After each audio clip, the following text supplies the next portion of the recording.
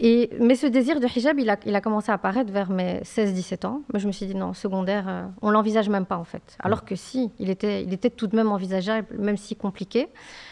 Et c'est au milieu de mes études supérieures, donc en deuxième année, le 18 novembre 2006. Ah, machallah. Donc je m'en rappelle encore. Et le vendredi, donc je vais à l'école, j'ai pas mon hijab en deuxième année. Et le lundi, j'arrive avec mon hijab. En classe. En classe. Donc on s'était décidé avec une amie, samedi, on porte le hijab. Ça y est. On avait lu la Sira, en fait, et on était très touchés par l'histoire et le vécu du prophète sallallahu alayhi wa sallam et des sacrifices que lui et les compagnons ont dû vivre pour que le message de l'islam nous parvienne. Et voilà, d'un week-end, d'un vendredi à un lundi, voilà. on s'est voilé. Et ça n'a pas été évident du tout. Je me rappelle que ça a été des années très difficiles, donc la deuxième et la troisième année supérieure. Le contact avec les enseignants et l'école, il a changé, les camarades forcément. ont directement changé. Avec les camarades, bon, franchement, pas vraiment. Par contre, les professeurs, on sent directement qu'il y a un regard qui change. Dès le lundi, il y a des gros yeux qui s'ouvrent et qui se posent sur nous. Et au-delà de ça, il y a limite je dirais pas complot, c'est pas ça, mais c'était limite une mission de réussir à me faire enlever mon hijab. Donc sont arrivées les périodes de stage. Alhamdoulilah, stage de deuxième, stage d'observation. Je peux garder mon hijab dans une maison de repos à Woluwe Saint-Lambert. Le directeur ne me demande pas de retirer mon hijab. Par contre, la prof vient me rendre visite sur le lieu de stage et me demande de le retirer. Donc là, je lui dis, écoutez, ça pose absolument pas problème à mon maître de stage, donc il est hors de question que je retire mon hijab. Et donc là, ça passe. Et puis en troisième, lors de la dernière année, donc on a une année où on est essentiellement en stage. Premier stage. En quoi? En maison médicale Alors le premier stage, c'était dans une instance officielle. En plus, je ne sais pas si je peux la citer, c'est l'ONE, donc l'Office de la naissance et de l'enfance, où là, pareil, l'équipe de diététicienne ne me demande absolument pas de retirer mon hijab. Elle me laisse avec mon hijab tout à fait normalement. Ma professeure qui vient me rendre visite et qui me dit, il faut qu'on discute de ton voile, il faut que tu le retires. Donc là, moi, j'éclate en larmes. Je lui dis, c'est hors de question, je ne le retirerai pas. Ça ne pose pas problème à mon lieu de stage, donc il est hors de question que je me plie à cette demande. Elle devient toute rouge, je me souviens encore de son visage, tellement c'était traumatisant. Donc elle est très blanche de peau, elle devient rouge. Elle te demande de retirer ton hijab, mais c'est elle qui est traumatisée. C'est elle qui est traumatisée. Ouais. Mais quoique, après, ses paroles m'ont traumatisée aussi à ce moment-là, bon.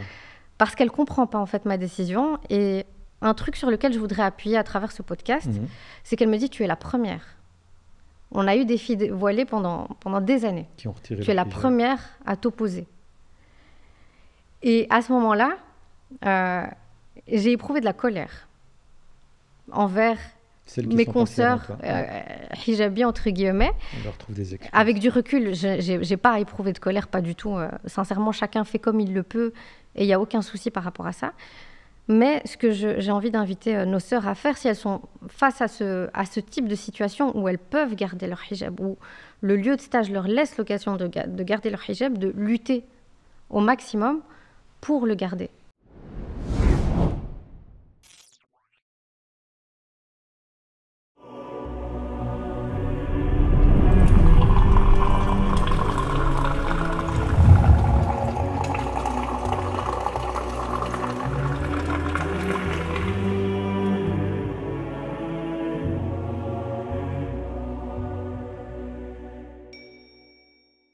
أعوذ بالله من الشيطان الرجيم بسم الله الرحمن الرحيم الحمد لله رب العالمين والصلاة والسلام على أشرف المرسلين نبينا محمد وعلى آله وصحبه أجمعين.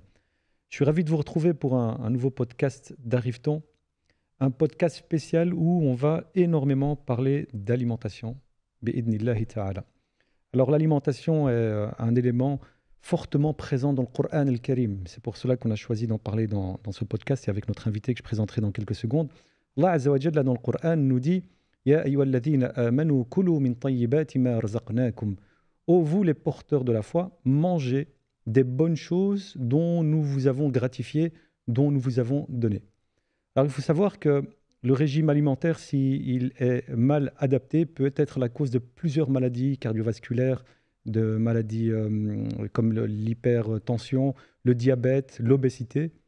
Mais en même temps, si nous suivons les conseils prophétiques et entre autres le jeûne, ce sont des pistes qui vont nous permettre de prendre soin de ce corps qui est une amana, qui est un dépôt divin.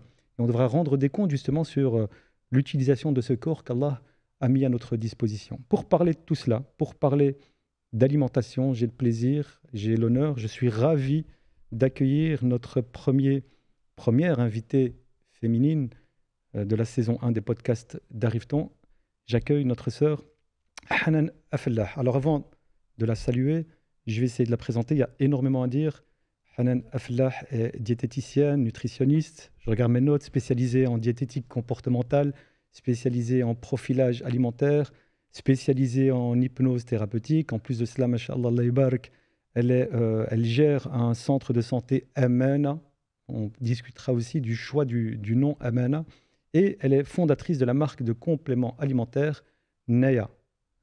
J'espère bien le prononcer. Elle est conférencière, elle est formatrice. Ukhti Hanan, salam alaikum wa rahmatullahi wa barakatuh. Wa alaykoum salam wa rahmatullahi ta'ala wa barakatuh. J'espère que tu vas bien. Alhamdulillah, ça va, ça va. C'est un plaisir pour d'Arrive-t-on de t'avoir pour notre premier podcast avec une invitée féminine. On a essayé d'organiser ce podcast il y a quelques semaines, puis il y a eu des événements qui ont fait que ça n'a pas été possible. Masha'Allah, on accepte le décret d'Allah. Et aujourd'hui, tu es là, Inch'Allah, pour nous illuminer de tes connaissances quant à l'alimentation, quant à la diététique, ainsi de suite. Est-ce que tu peux nous parler un peu de toi, Hanan? Je t'explique pourquoi. Parce que l'objectif du podcast, justement, c'est de mettre en valeur certains des profils inspirants et inspirantes de la communauté. Les mettre en valeur, pas pour ce qu'ils sont eux, mais pour le message qu'ils véhiculent. J'ai vraiment envie, à travers le podcast d'aujourd'hui, d'humaniser ce que tu représentes. Tu représentes quelqu'un qui a bossé, qui a travaillé, qui a cravaché, comme on dit chez nous, pour arriver où tu en es aujourd'hui. Masha'Allah, tu as un centre médical, tu as plein de consultations, tu es même pleine, tu n'acceptes plus, tu as lancé Naya, on te voit un peu partout sur les réseaux sociaux. Donc l'objectif, c'est d'expliquer et de montrer à notre public qu'il est possible de devenir ce que tu es, Masha'Allah, à force de travail et d'abnégation. Tu es prête? Bismillah. On t'écoute, si tu peux te présenter, Inch'Allah, de manière succincte. Donc, j'ai 36 ans. Hanan, elle est mère, elle est de 2 enfants, d'une fille et d'un garçon. Elle est épouse. C'est une sœur, c'est une amie, c'est la fille de parents exceptionnels aussi. Inch'Allah. Et à côté de tout ça, diététicienne nutritionniste à ses heures perdues. À ses heures perdues, Masha'Allah. Alors, justement, avant de commencer à discuter de ta scolarité, justement, moi, c'est la question que je me pose tout le temps. Est-ce que tu peux, pour poser le cadre, nous définir la différence entre diététicienne et nutritionniste? Est-ce que c'est 2 synonymes ou c'est 2 choses totalement différentes? Alors, en fait, le titre du bachelier de base, on prénommait en fait les diététiciennes tout simplement diététiciennes. Et ce qui s'est passé, c'est qu'il y a beaucoup de personnes qui faisaient des formations de coach en nutrition ou autres, des petites formations assez rapides, et qui s'auto-proclamaient nutritionnistes. Alors que de base, l'appellation nutritionniste était uniquement réservée à des médecins spécialisés en nutrition. Le comité des diététiciens de Belgique a fait entrer une demande auprès du ministère pour que les diététiciens puissent bénéficier de cette appellation, de cette double appellation, puisque ce sont les spécialistes de l'alimentation en fait qui sont reconnus, que ce soit en Belgique ou en France. Donc depuis, on bénéficie de cette double appellation en fait, diététicienne et nutritionniste. Ok, mais ça traite de la même matière. Je peux dire que je vais chez le diététicien comme je peux dire que je vais chez le nutritionniste. Alors, il y aura toujours un pan de personnes qui vont se proclamer nutritionnistes parce qu'ils auront fait une formation, parce que par exemple, ils auront été vers des cursus comme la nutrithérapie ou autre. Et puis, il y aura aussi les médecins qui sont des nutritionnistes. Ok. Et à côté de ça, on a les diététiciens nutritionnistes. Ok, barakallahu fiki pour cette petite spécification. Donc, tu es belge, mashallah, bruxelloise. Scolarité complète à Bruxelles? Oui. Bonne élève? Petite, très bonne élève. Et ensuite? Et puis après, à l'adolescence, ça a commencé à déraper, mais tout en restant... Alors, je ne vais pas demander des détails sur les dérapages. Assez studieuse. Studieuse, travailleuse? Travailleuse. Comme je disais, à l'adolescence, j'ai eu une période où voilà, en fait, pour être tout à fait honnête, j'étais dans une école qui était assez élitiste et où la bienveillance ne régnait pas et où j'étais convaincue de n'avoir aucune compétence particulière. Subhanallah. Donc, c'est-à-dire que quand j'ai fini ma réto en 6e, Tu ne savais pas quoi faire. je savais plus ou moins quoi faire, mais par contre, je m'étais résignée à me dire il faut que je finisse vite. Donc 5 ans d'université, c'est pas pour moi. Parce que à aucun moment, un professeur ne m'a dit que 5 ans d'université, j'étais capable de me lancer dans des études universitaires. Donc je suis sortie de ma réto et je m'étais mis le focus sur un bachelier, en fait, 3 ans, et puis on n'en parle plus. C'est ce que tu as fait? C'est ce que j'ai fait. J'ai beaucoup hésité, par contre, au moment où j'ai commencé mes études de diététique. Mon père avait un rêve. Donc lui, par contre, avait vraiment confiance en moi et en mes capacités. Il m'a toujours dit, tu pourras aller très très loin. Il voulait que tu sois dentiste. Dentiste, machallah. C'était le rêve de ton papa. C'était le rêve de mon père que je devienne dentiste. On Malheureusement, salue ton papa. Salam alaikum al-hajj. J'ai pas pu réaliser son rêve, mais j'ai beaucoup hésité une fois au démarrage de mon cursus de le bachelier en diététique. Je me suis dit, en fait, il avait raison, mon père, je pouvais faire autre chose. Donc j'étais un petit peu déçue de moi-même à ce moment-là et me dire, commence par ce qui est plus compliqué, et puis si ça ne va pas, va vers le bachelier. Et puis finalement, quand j'ai commencé les cours de diététique, je me suis directement éprise des cours de nutrition, la magie du corps humain, la biologie, la biochimie, etc. Et je me suis dit, tawakkal ala Allah, on tente. Et puis c'est un métier aussi qui est humain, et donc ça c'était important pour moi, un métier où on aide les autres. Et c'est tous des aspects qui m'ont motivée à continuer. Mais enfant, tu voulais être quoi? Astronaute Quand j'étais petite, ma première passion, c'était l'écriture. Donc à 8 ans, je voulais devenir écrivaine. Ouais. Écrivaine, mashallah. Et pourquoi tu ne l'as pas fait? Je l'ai fait un petit peu en quelque sorte. Diététicienne, écrivaine? J'ai écrit. Ah, tu écris, ouais, c'est vrai. Ah oui, c'est vrai, on en parlera, c'est vrai. Même tu écris encore, mashallah. Tu postes très souvent, tu as écrit ton fameux livre sur le jeûne. Sur le jeûne, il y a eu la préface de la dernière édition de la médecine prophétique aussi, aux éditions Théoba. Puis, Inch'Allah, pourquoi pas. On reviendra là-dessus, Inch'Allah. Donc, tu as pu combiner d'une certaine manière ce que tu voulais être plus petite et puis tes études de diététicienne, nutritionniste. À la maison, si tu me permets, c'était comment? Il y avait une éducation religieuse qui était fort présente, parce que je me permets de te poser la question, parce que tu t'es d'une certaine manière spécialisé dans la médecine prophétique, ou l'alimentation prophétique, ou la diététique prophétique. C'est quoi? C'est à la maison, le prophète était fort présent et tu t'es dit, tiens, je vais combiner l'utile à l'agréable, ou comment ça se passe? Alors, pas du tout. Très sincèrement, pour être tout à fait honnête et transparente, on n'a pas eu réellement une éducation religieuse. On avait plus une éducation qui était culturelle et empreinte de valeurs. Par contre, les valeurs, c'était super important. Mais sinon, je dirais que cet amour pour le prophète, sallallahu alayhi wa sallam, il est venu plus tard. Il est venu à la fin de l'adolescence, au début de l'âge adulte. C'est là où j'ai réellement découvert ma religion. Sinon, c'était une pratique très culturelle, très traditionnelle à la maison, avec une maman qui ne savait pas forcément lire, qui ne savait pas lire l'arabe non plus, et qui a appris sur le tard aussi. Donc cet amour pour le prophète sallallahu alayhi wa sallam et pour la religion, il a émergé un peu plus tard, on va dire. Et tout le monde en a profité à la maison, plus ou moins en même temps, c'est ça? Ouais, je pense qu'on prend tous nos petits chemins et nos évolutions personnelles, mais dans la même direction, Inch'Allah. Ok, donc bon élève à l'école, une petite période de crise, et puis ensuite tu reviens sur les rails. Quel a été le déclic qui t'a poussé à devenir, tiens, je vais être diététicienne? Est-ce qu'il y a quelqu'un dans ton entourage? Est-ce que c'est quoi cette lecture, une vidéo que Absolument pas. Et ce qu'il faut savoir aussi, c'est que on retourne une bonne quinzaine d'années en arrière. Donc c'est-à-dire que les métiers autour de la nutrition, ils n'étaient pas du tout à la mode.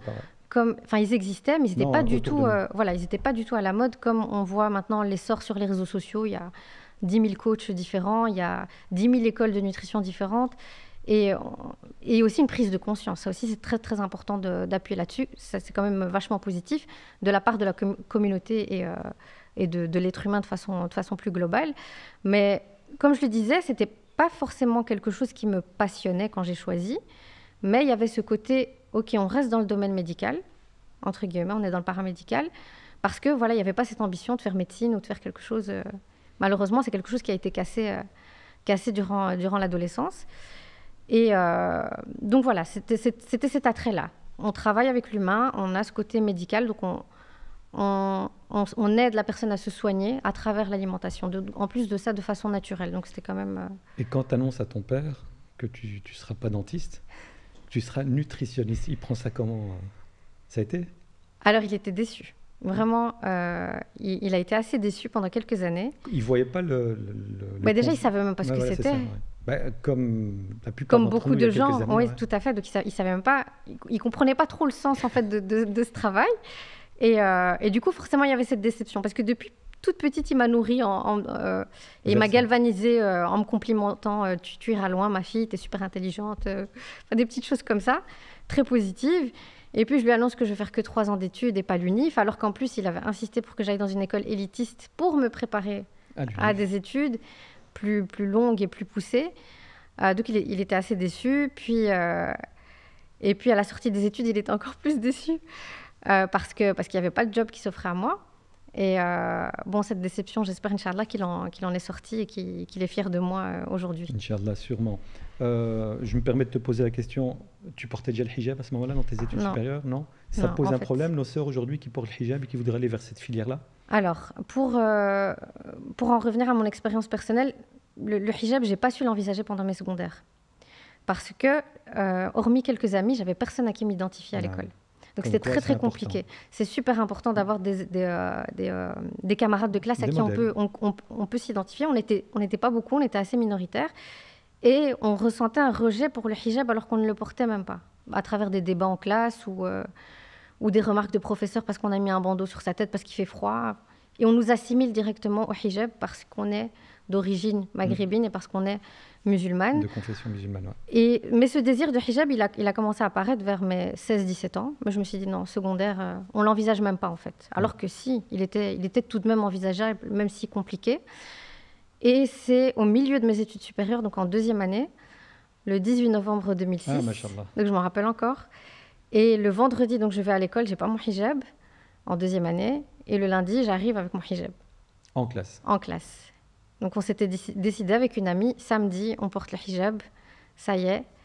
On avait lu la Sira en fait et on était très touchés par l'histoire et le vécu du prophète sallallahu alayhi wa sallam et des sacrifices que lui et les compagnons ont dû vivre pour que le message de l'islam nous parvienne. Et voilà, d'un week-end, d'un vendredi à un lundi, voilà. on s'est voilé. Et ça n'a pas été évident du tout. Je me rappelle que ça a été des années très difficiles, donc la 2e et la 3e année supérieure. Le contact avec les enseignants et l'école, il a changé forcément. Changé. Avec les camarades, franchement, pas vraiment. Par contre, les professeurs, on sent directement qu'il y a un regard qui change. Dès le lundi, il y a des gros yeux qui s'ouvrent et qui se posent sur nous. Et au-delà de ça, il y a limite je dirais pas complot, c'est pas ça, mais c'était limite une mission de réussir à me faire enlever mon hijab. Donc sont arrivées les périodes de stage. Alhamdoulilah, stage de 2e, stage d'observation. Je peux garder mon hijab dans une maison de repos à Woluwe Saint-Lambert. Le directeur ne me demande pas de retirer mon hijab. Par contre, la prof vient me rendre visite sur le lieu de stage et me demande de le retirer. Donc là, je lui dis, écoutez, ça pose absolument pas problème à mon maître de stage, donc il est hors de question que je retire mon hijab. Et donc là, ça passe. Et puis en 3e, lors de la dernière année, donc on a une année où on est essentiellement en stage. Premier stage. En quoi? En maison médicale? Alors le premier stage, c'était dans une instance officielle. En plus, je ne sais pas si je peux la citer, c'est l'ONE, donc l'Office de la naissance et de l'enfance, où là, pareil, l'équipe de diététicienne ne me demande absolument pas de retirer mon hijab. Elle me laisse avec mon hijab tout à fait normalement. Ma professeure qui vient me rendre visite et qui me dit, il faut qu'on discute de ton voile, il faut que tu le retires. Donc là, moi, j'éclate en larmes. Je lui dis, c'est hors de question, je ne le retirerai pas. Ça ne pose pas problème à mon lieu de stage, donc il est hors de question que je me plie à cette demande. Elle devient toute rouge, je me souviens encore de son visage, tellement c'était traumatisant. Donc elle est très blanche de peau, elle devient rouge. Elle te demande de retirer ton hijab, mais c'est elle qui est traumatisée. C'est elle qui est traumatisée. Ouais. Mais quoique, après, ses paroles m'ont traumatisée aussi à ce moment-là, bon. Parce qu'elle ne comprend pas en fait ma décision. Et un truc sur lequel je voudrais appuyer à travers ce podcast, c'est qu'elle me dit, tu es la première. On a eu des filles voilées pendant des années. Qui ont retiré tu es la première à t'opposer. Et à ce moment-là, j'ai éprouvé de la colère envers mes consoeurs hijabi, entre guillemets. On leur trouve des excuses. Avec du recul, je n'ai pas éprouvé de colère, pas du tout. Sincèrement, chacun fait comme il le peut et il n'y a aucun souci par rapport à ça. Mais ce que j'ai envie d'inviter nos sœurs à faire, si elles sont face à ce type de situation où elles peuvent garder leur hijab, où le lieu de stage leur laisse l'occasion de garder leur hijab, de lutter au maximum pour le garder. Tu anticipes la question justement que j'allais te poser. Est-ce que tu conseilles à nos sœurs sur leur lieu de stage de se battre, sachant que c'est un droit? Ici en Belgique, dans les études supérieures, on peut garder son hijab. Et nos sœurs, est-ce qu'elles auraient pas tendance justement à, suite à la pression qu'on leur met, trop rapidement le retirer? Alors, il est tout à fait possible. Il faut savoir que dans certaines écoles, c'est difficilement supportable, avec les directions qui sont derrière les jeunes filles. Moi, le harcèlement, il ne s'est pas arrêté à ce stage-là. Il a continué tout le long de l'année. Comme je disais, c'était devenu limite une mission de réussir à me faire retirer mon hijab. Et donc, à mes sœurs, ce que je peux recommander, c'est d'essayer au maximum, de ne pas lâcher prise, de se renseigner vis-à-vis de nos droits aussi, avec des instances officielles en plus qui sont là pour ça, de ne rien lâcher jusqu'à la dernière limite, en fait. Faire le maximum. Et de ne pas oublier d'implorer Allah Azza wa Jalla de faciliter le port de ce fameux hijab qui devient de plus en plus difficile à porter dans certaines situations. Justement, est-ce que toi qui maintenant es passé par là, toi qui travailles dans le domaine, est-ce que tu encourages nos petits frères et nos petites sœurs, je ne sais pas s'il y a des petits frères qui se lancent dans cette direction-là, mais est-ce que tu les encourages à suivre cette filière-là, toi qui es passé par là, ou en réalité, tu aurais envie de leur dire, en réalité, allez voir ailleurs, parce que c'est saturé, très difficile de trouver du travail, c'est très compliqué, ainsi de suite? Alors, c'est vrai que ce n'est pas forcément évident de trouver un travail quand on sort du bachelier en diététique et nutrition. Pourquoi? Parce qu'on va nous proposer on va forcément aller chercher vers les hôpitaux où les équipes sont assez petites. Il y a une diététicienne par 100 lits patients. Ah oui. Donc, ce n'est pas énorme. Donc, je dirais que la voie la plus facile qui s'offre aux diététiciens nutritionnistes, c'est de se lancer en tant qu'indépendant. Ouais. Après, ce n'est pas forcément le plus facile au début. Il y a l'option des maisons médicales ici en Belgique, qui sont quand même nombreuses et qui en général comptent une diététicienne dans leur équipe. Donc ça peut être une option. Alors est-ce que j'invite nos frères et sœurs à se lancer? Bien évidemment que oui. C'est un domaine qui est en plein essor, qui est en pleine expansion. Et j'invite surtout nos petits frères à le faire parce qu'on a beaucoup de sœurs qui sont dans le domaine de la nutrition, mais pas assez d'hommes. Donc ça aussi, ça peut être intéressant. Ou alors on a beaucoup d'hommes qui sont dans le coaching nutritionnel pour les sportifs. Mais pas forcément dans tout ce qui est thérapeutique. Et donc, je pense qu'il y a peut-être quelque chose à faire à ce niveau-là. Donc, toi, tu termines tes 3 années. Au final, ça se passe bien, alhamdoulilah. Tu prends ton diplôme. Tu trouves facilement du travail? Absolument pas. Donc, ce qu'il faut savoir, c'est que... Toi, tu n'avais pas l'idée directement de te lancer à ton compte? Pas du tout. Comme toute personne qui termine, c'est trouver un patron, un CDI? Non, je comptais même pas travailler, en fait. Ah, subhanallah. Non. Cette année a tellement été éprouvante. Comme je disais, à chaque stage, il a fallu qu'on vienne m'embêter avec mon hijab. Même quand je faisais des concessions, c'est-à-dire essayer de le porter en arrière, mettre un col roulé, etc. J'ai une de mes profs qui est venue sur un de mes lieux de stage qui m'a dit « L'école me met la pression pour que tu retires même ce hijab que tu as mis en arrière. » J'ai dit « Alors j'arrête. » Et T'as failli arrêter J'ai failli arrêter en plein milieu. Donc en plus, c'était mon stage TFE, donc mon travail de fin d'études, oui. Qui portait sur la maladie d'Alzheimer en maison de repos. Et là, elle me dit « Écoute, je me mets l'école à dos et je te pousse à continuer parce que je sais que tu peux aller loin. » Et cette phrase, en fait, elle est revenue dans mon esprit quelques années plus tard. Cette année-là a été très éprouvante, mais alhamdoulilah, Allah a mis sur mon chemin des personnes qui m'ont énormément facilité. Donc ma maître de stage à Wavre m'aide à trouver un hôpital qui m'accepte avec mon hijab, ce qui était impossible en fait. À Bruxelles déjà, ça n'était pas possible. Et elle téléphone à une amie qui est chef de service en diététique à Namur. Au fin fond d'une petite ville qui s'appelle Ivoire. Elle l'appelle et lui dit « Est-ce que tu accepterais de prendre une stagiaire qui porte un voile ?» Elle dit directement « Mais oui, il n'y a aucun problème. » C'était il y a combien d'années ça? Une quinzaine? Une dizaine? Oui, je dirais maintenant, ça fait 15 ans. 15 ans. Déjà à ce moment-là, le hijab posait problème. Ça posait énormément de problèmes. Énormément de problèmes. Et je ne regrette absolument pas tous ces petits sacrifices qui ont été faits. Tu as ouvert la porte. Se lever à 5 h du matin, prendre le train pendant 1h30 pour garder ce hijab, il n'y a pas de souci. Si demain je dois le refaire, je le referai sans aucun problème. Masha'Allah. Donc, tu trouves du travail malgré tout? Non. À ce moment-là, tu décides quoi? De continuer à te former ou tu te lances à ton compte? Alors, tu fais quoi? Je suis sortie de l'école en étant absolument dégoûtée.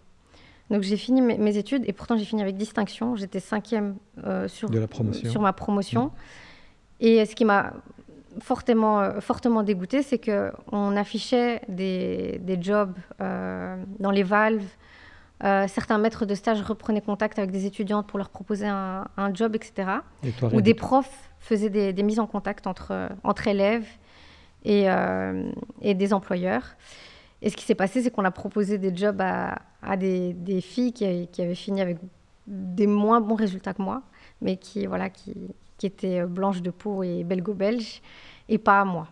Donc je me suis dit, jamais je trouverai un travail avec mon hijab. Je ne pourrais pas faire la concession de le retirer, donc je ne travaillerai pas dans ce domaine-là. Là, ton père, il est comment? Je ne lui ai pas encore annoncé. Et en plus de ça, comme je disais, ce manque d'ambition de se dire 3 ans et puis c'est tout. J'ai fini mes études, j'avais 20 ans. Donc j'étais jeune. Et je me disais, au final, c'est passé super vite. Tu aurais pu continuer et aller plus loin. Mais j'étais tellement dégoûtée que c'était pas envisageable. Donc je me suis dit, je vais faire 1 an d'arabe. Absolument rien à voir. Souffler un coup. Voilà, pour souffler un petit peu, prendre une espèce d'année sabbatique. Donc je fais cette année-là avec des cours d'arabe. Et puis, je postule à gauche, à droite, pour essayer de trouver un boulot, mais il n'y a rien.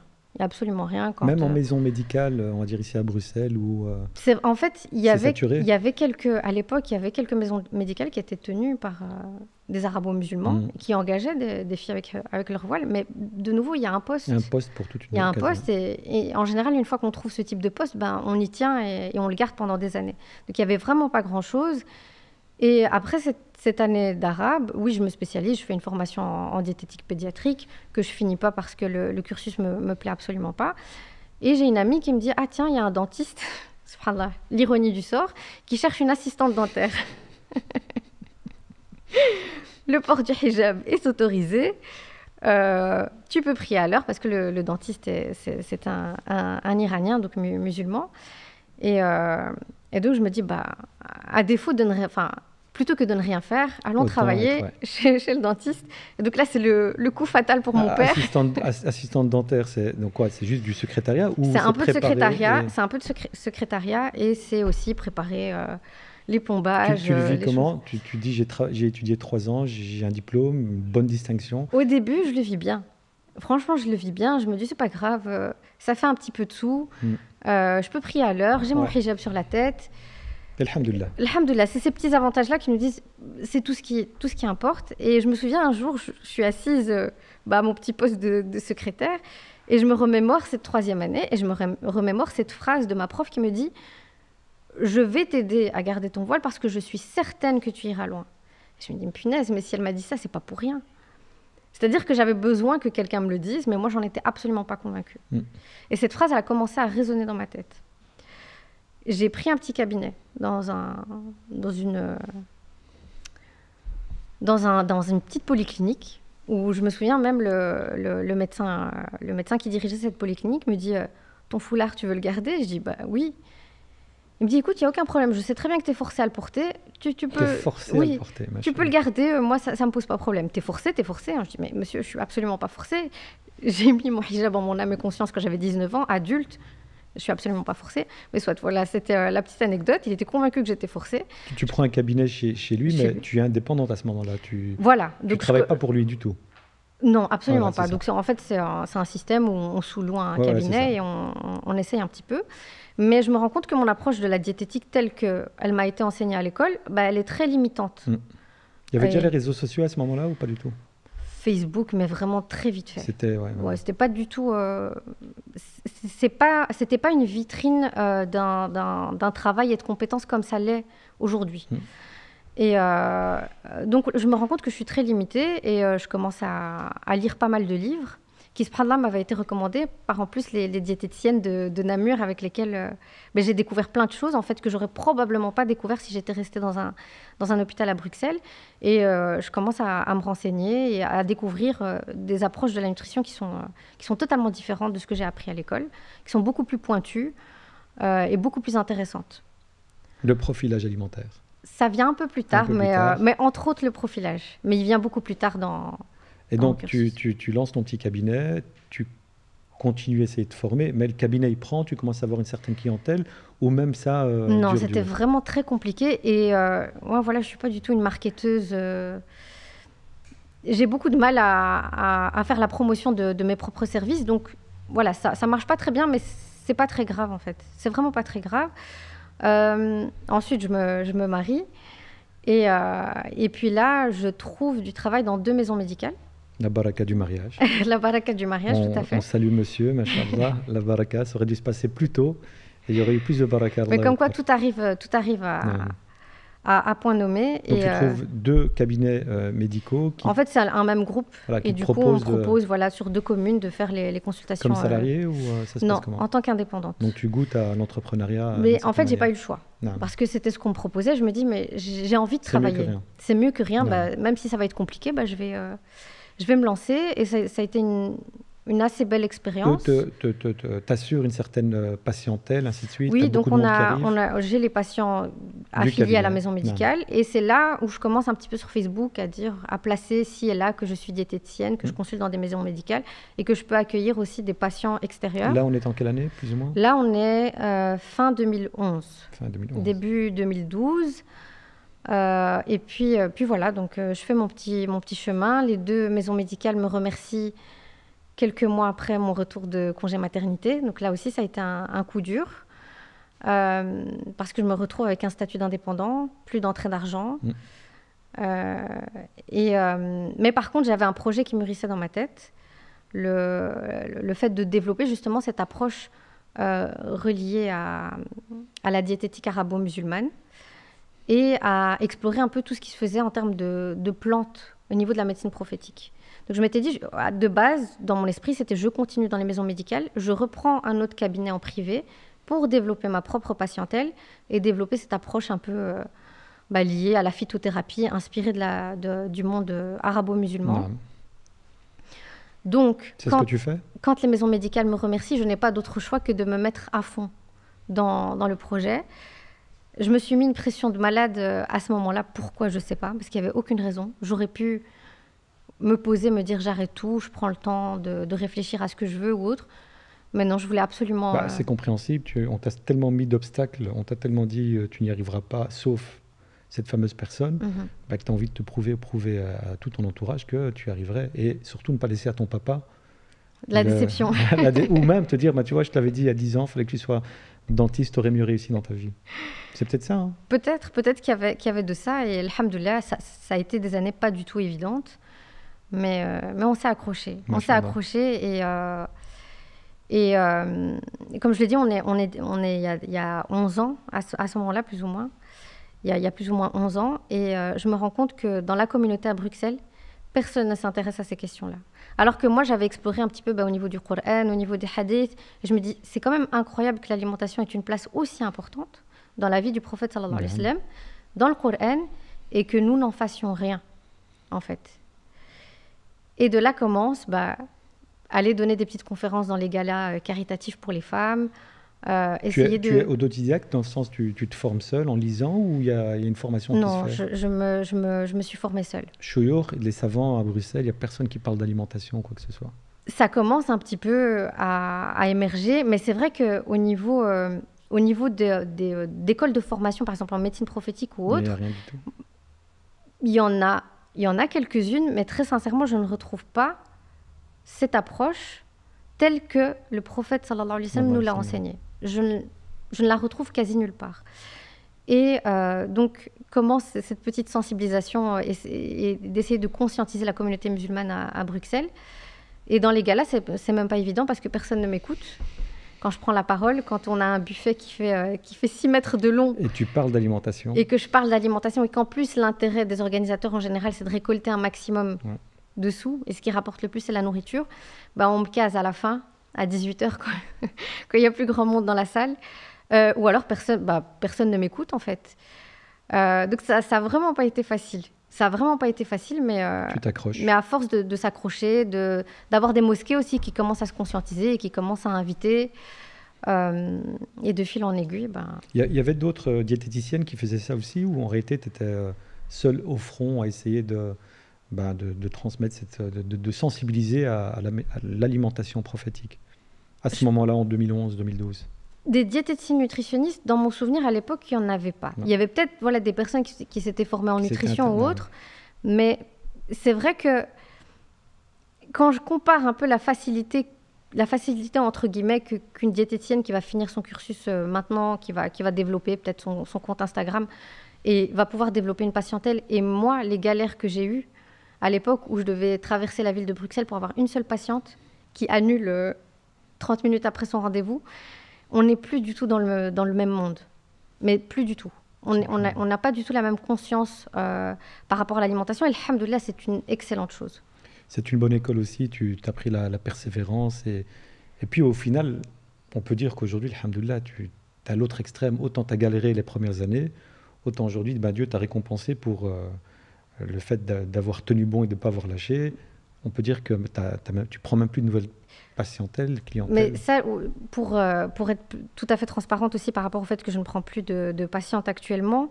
Et je voulais rebondir aussi sur une chose par rapport aux difficultés que j'ai pu vivre dans ce travail.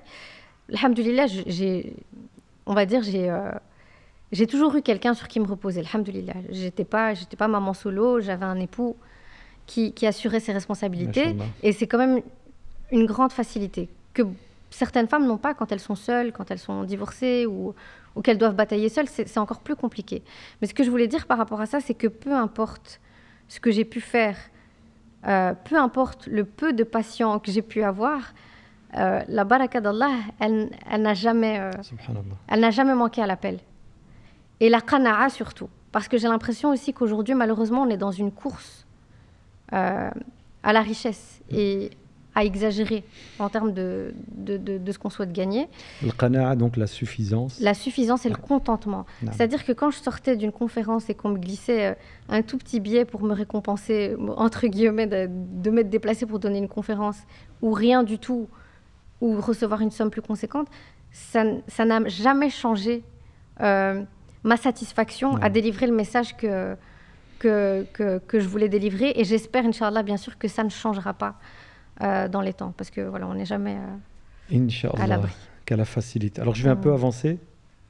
Donc tu as connu des années de galère, le pain gris, puis ensuite tu te formes en profilage alimentaire auprès d'une personne qui s'appelle Tati Lowers. C'est bien ça, je le prononce bien? Oui, tout à fait. C'est une grand-mère, elle s'appelle Tati? Non, pas du tout, c'est son prénom. C'est son prénom. C'est son prénom. Et donc, je ne me suis pas formée avec Tati Lowers à proprement dit parce qu'elle a arrêté de former. Mais avec la méthode. Voilà, avec sa méthode qui est reconnue, qui est certifiée, qui est protégée.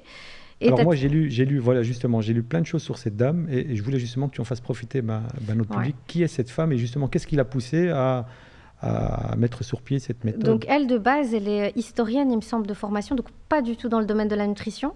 Et c'est une dame qui a accumulé pas mal de maladies, des maladies assez éprouvantes et douloureuses. Cancer, entre autres. Mais il n'y a rien qui lui convenait au niveau alimentaire. Donc elle a testé plein de régimes alimentaires, entre guillemets, et il n'y a rien qui ne l'aidait à aller mieux. Et ce qui est très intéressant avec cette dame, c'est qu'elle a trois angles d'approche.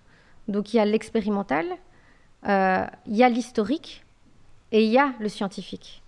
Et c'est ce mix de trois approches qui lui a permis en fait d'élaborer et de développer cette approche qui est le profilage alimentaire et de partir du principe en fait qu'on a tous des profils alimentaires différents et que ce qui convient à l'un ne convient pas forcément à l'autre. Et que ce qui me convient aujourd'hui me conviendra peut-être pas dans 2 ou 3 ans ou dans 5 ans ou dans 10 ans. Et ce qui m'a beaucoup plu dans cette approche, c'est que moi, je m'intéressais à la médecine prophétique, où ce que j'en tire comme constat, c'est que le prophète sallallahu alayhi wa sallam était dans une individualisation des conseils, que les médecins arabo-musulmans étaient dans une individualisation des conseils. Et je tombe sur cette formation en profilage alimentaire, je me dis, mais ça va de pair en fait. C'est pile poil ce que je recherche. Ça va tout à fait de pair, et au plus j'avance dans cette formation, au plus je me rends compte que je suis limite en train de faire de la médecine prophétique, entre guillemets. Dans tous les cas, ça se complète magnifiquement bien. Et d'un point de vue même personnel, cette formation m'a énormément appris. Parce qu'elle arrive à un moment où je suis moi-même pas bien en termes de santé, où je vais voir un grand endocrinologue sur Bruxelles qui part du constat que j'ai plein d'intolérances alimentaires. Je m'astreins à un régime hyper compliqué. Je perds énormément de poids, je ne vais pas mieux. Pendant 6 mois, je perds du poids très régulièrement, je vais de moins en moins bien. Et je commence cette formation en profilage alimentaire où la formatrice m'explique avec mon propre cas que je me trompe complètement. Donc, elle voix. remet en question ce que ce fameux Tout à fait. te passe comme Et du traitement. coup, ça m'a entre guillemets remis sur les rails et ça m'a. Et ça marche sur toi? Tout à fait, franchement, oui. Subhanallah. Et au-delà de ça, c'est que même en comprenant qu'il y a des profils différents, on devient tellement plus compréhensif vis-à-vis de l'autre, de son mode de fonctionnement aussi. Donc ça dépasse même l'ordre de l'alimentaire, je dirais. Et quand tu parles de profil, je sais que j'ai un peu lu profil chasseur, cueilleur, c'est ça? Tu peux nous en parler Ouais. justement? Ça Donc, fait un peu peur ces mots-là, non? ça fait un petit peu peur. On est des chasseurs, on est des cueilleurs, c'est ça? Ouais, c'est un peu spécial. En fait, le profilage alimentaire, au final, on part sur base de différents tests. Donc il y a à la fois des tests qui vont s'intéresser au métabolisme de la personne, donc qui sont, on va dire, plus récents. Et puis d'autres tests avec lesquels on va se baser un petit peu sur, par exemple, la médecine ayurvédique, donc médecine ancestrale indienne, pour définir un peu le profil de la personne. On remixe un petit peu toutes ces informations comme un Rubik's Cube pour définir ce qui convient le mieux à la personne. C'est pour ça que c'est un travail qui est quand même fastidieux. Ça se passe comment? C'est une prise de sang ou c'est un questionnaire ou comment... Alors, comme je ne suis pas médecin, je ne peux pas demander de bilan sanguin. S'il y en a un qui vient de chez le médecin, c'est parfait. Ça peut tout à fait compléter les informations qu'on a. À côté de ça, en fait, on envoie aux patients différents tests à l'avance, en amont de la consultation, pour qu'ils puissent les compléter. Et puis, lors de la consultation, on échange ensemble pour voir si les réponses correspondent bien au vécu de la personne. Et en fonction de ça, on définit son profil alimentaire, ses besoins. Et alors, moi, ce que j'ai fait en plus, c'est que j'y ai rajouté une analyse du tempérament hippocratique pour pouvoir donner des conseils qui rejoignent la médecine prophétique. Ok, donc tu trouves le profil alimentaire de la personne et ensuite quoi? Tu lui donnes un plan alimentaire adapté. Tout à fait. Et ce qui est censé régler son souci médical? Alors, on n'est pas des médecins, donc Ouais. on ne peut pas résoudre réellement tous les problèmes, En on va parallèle. dire. Néanmoins, on peut réellement soulager les personnes et dans plein de cas différents, en fait. C'est ça qui est assez intéressant, c'est qu'on se rend compte que du TDAH à la personne qui souffre de troubles digestifs, à la personne qui souffre de fibromyalgie ou à la personne qui est en burn-out, eh bien, on a une panoplie de conseils à lui proposer et toujours à adapter en fonction de ses possibilités à elle. Ok. Une dernière question, et ça c'est une question personnelle. Donc imaginons que moi je suis cueilleur. Donc c'est quoi? Je mange plus de viande rouge, je suis plus chasseur. Pas du tout. Parce qu'en plus, il y a une espèce d'arbre décisionnel dans le... J'en profite de m'offrir une consultation gratuite. Justement, c'est difficile d'avoir, donc pour voir un peu comment est-ce que je peux perdre quelques grammes. Donc, explique-moi. Donc, on a aussi un algorithme, enfin non pas un algorithme, pardon, un arbre décisionnel. Donc, c'est-à-dire qu'il y a certains tests qui vont primer sur d'autres. On a entre autres un test qui est le questionnaire du docteur Julia Ross, qui est une médecin aux États-Unis, et qui permet de définir en fait, en quelque sorte, quel organe ne va pas très bien. C'est pas un diagnostic médical, mais on a une suspicion qu'il y a quelque chose qui va pas trop bien. Et donc, c'est celui-là qui va être prioritaire. Pourquoi? Parce que c'est le corps, dans l'état dans lequel il est à l'instant T, qui prime sur le profil de fond. Mais on va venir greffer ces informations de profil de fond. Par exemple, là, tu évoquais le profil chasseur-cueilleur. C'est un test qui nous permet de savoir quel est le nutriment qui ressource mieux la personne. Donc, on a le profil chasseur qui, lui, se ressource mieux avec les protéines et les graisses. Et puis, on a le profil cueilleur qui se ressource mieux avec les glucides. D'accord? Puis, on a un troisième profil qui est le profil mixte et pour qui c'est plus ou moins pareil. Enfin, il peut se ressourcer avec tout. Donc, ça simplifie les choses. Imaginons, tu es cueilleur. Mais dans ton test de symptômes du docteur Julia Ross, je vois que tu as une glycémie instable. Donc, c'est-à-dire que, voilà, ça monte, ça descend. Peut-être tu manges trop de sucre ou qu'il y a une résistance à l'insuline qui est en train de s'installer ou autre. Je ne vais pas te permettre de manger beaucoup de glucides. Pourquoi? Parce que tu souffres de glycémie instable. Donc, il faut d'abord qu'on résolve ce souci-là avant de retourner vers quelque chose qui convienne totalement au profil profond. Et ça marche, ça? Ça marche bien. Franchement, les résultats sont très bons. Khair. Barakallahu fiki pour toutes ces informations. Donc, je vais avancer un peu dans ton parcours.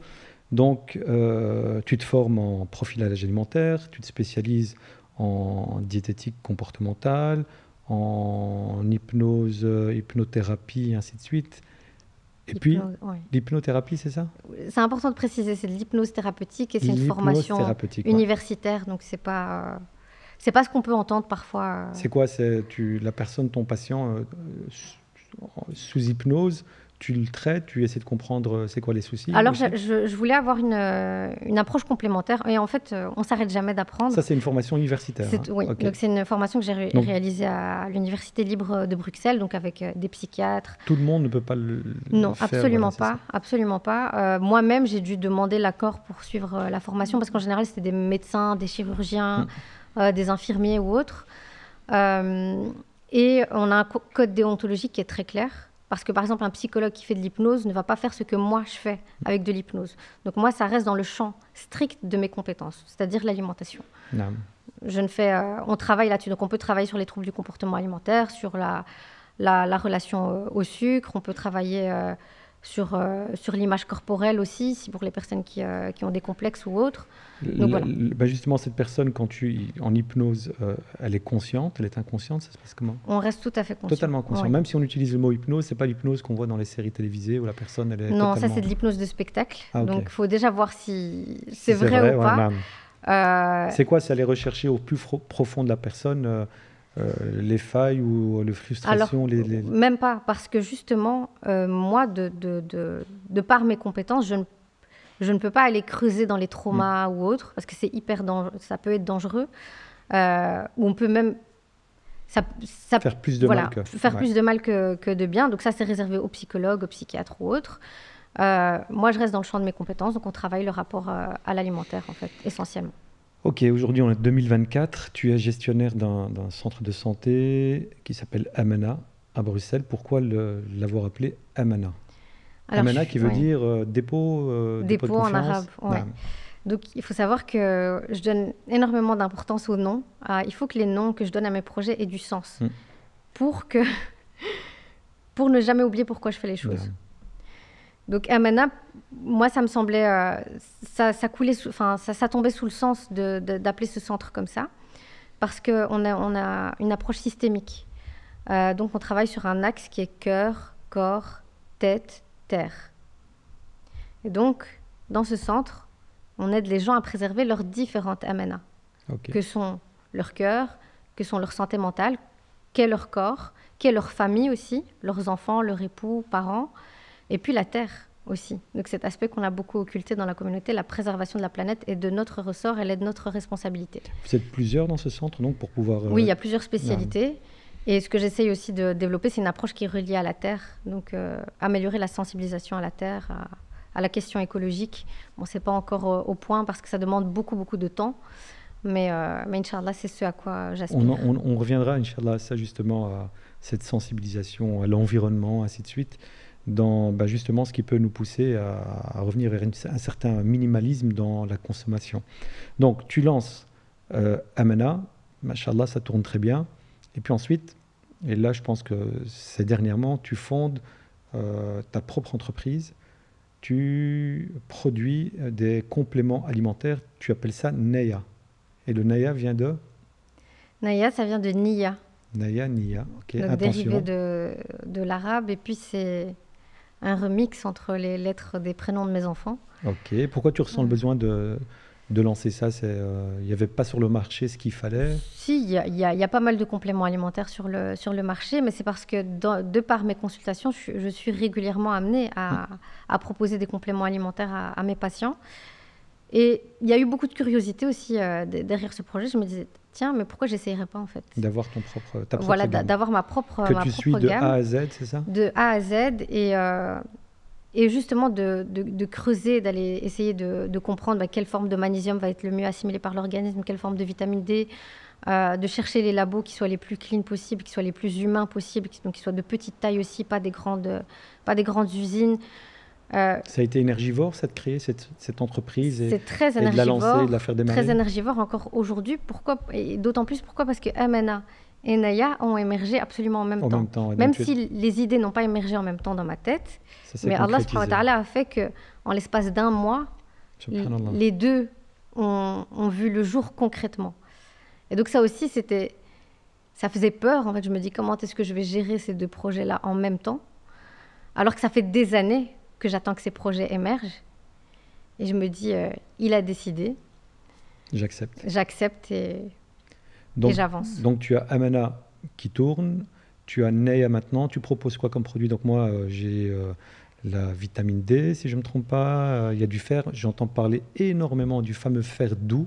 Je ne sais pas ce qu'il a de doux, mais les retours, moi, ce que je lis, c'est juste magnifique. Magnésium, il y a un autre produit qui est proposé dans la gamme? Donc il y a vitamine D, fer, magnésium, un complément pour les cheveux et les ongles et du collagène actuellement. Du collagène, ouais, ça aussi. Ouais. Donc Naya, N-A-Y-A, ceux qui voudraient te retrouver, Hanan Aflah, un F de L, c'est ça? Oui. Ton nom, Naya, et on retrouve ta fameuse gamme. On commande et on s'y retrouve. Ouais. Amana est sur Bruxelles. Très bien. Et encore une toute dernière question que je voudrais te poser par rapport à ton parcours. Tu as en plus de cela choisi d'être fort présente sur les réseaux sociaux. Donc, machallah, ça a commencé d'abord par des conférences dans les mosquées, dans des galas, ainsi de suite. Et puis, ben, voilà, les réseaux sociaux sont développés. Et sur YouTube, il y a énormément de vidéos très intéressantes. Tu collabores avec plusieurs personnes présentes sur les réseaux sociaux. Moi, ma question, et c'est une question que je pose la plupart du temps à mes invités qui sont sur les réseaux sociaux, comment tu vis le fait que justement, sur les réseaux sociaux, il y a un peu de tout, il y a du très très bon, et puis il y a aussi du très mauvais. La plupart des prédicateurs que je reçois me disent la même chose, c'est que des personnes qui n'ont pas les compétences, qui n'ont pas l'accès à la profession, parce qu'ils ont du monde qui les suivent, se permettent d'entrer dans des domaines qu'ils ne maîtrisent pas. Très souvent, il y a énormément de dégâts. Est-ce que vous, dans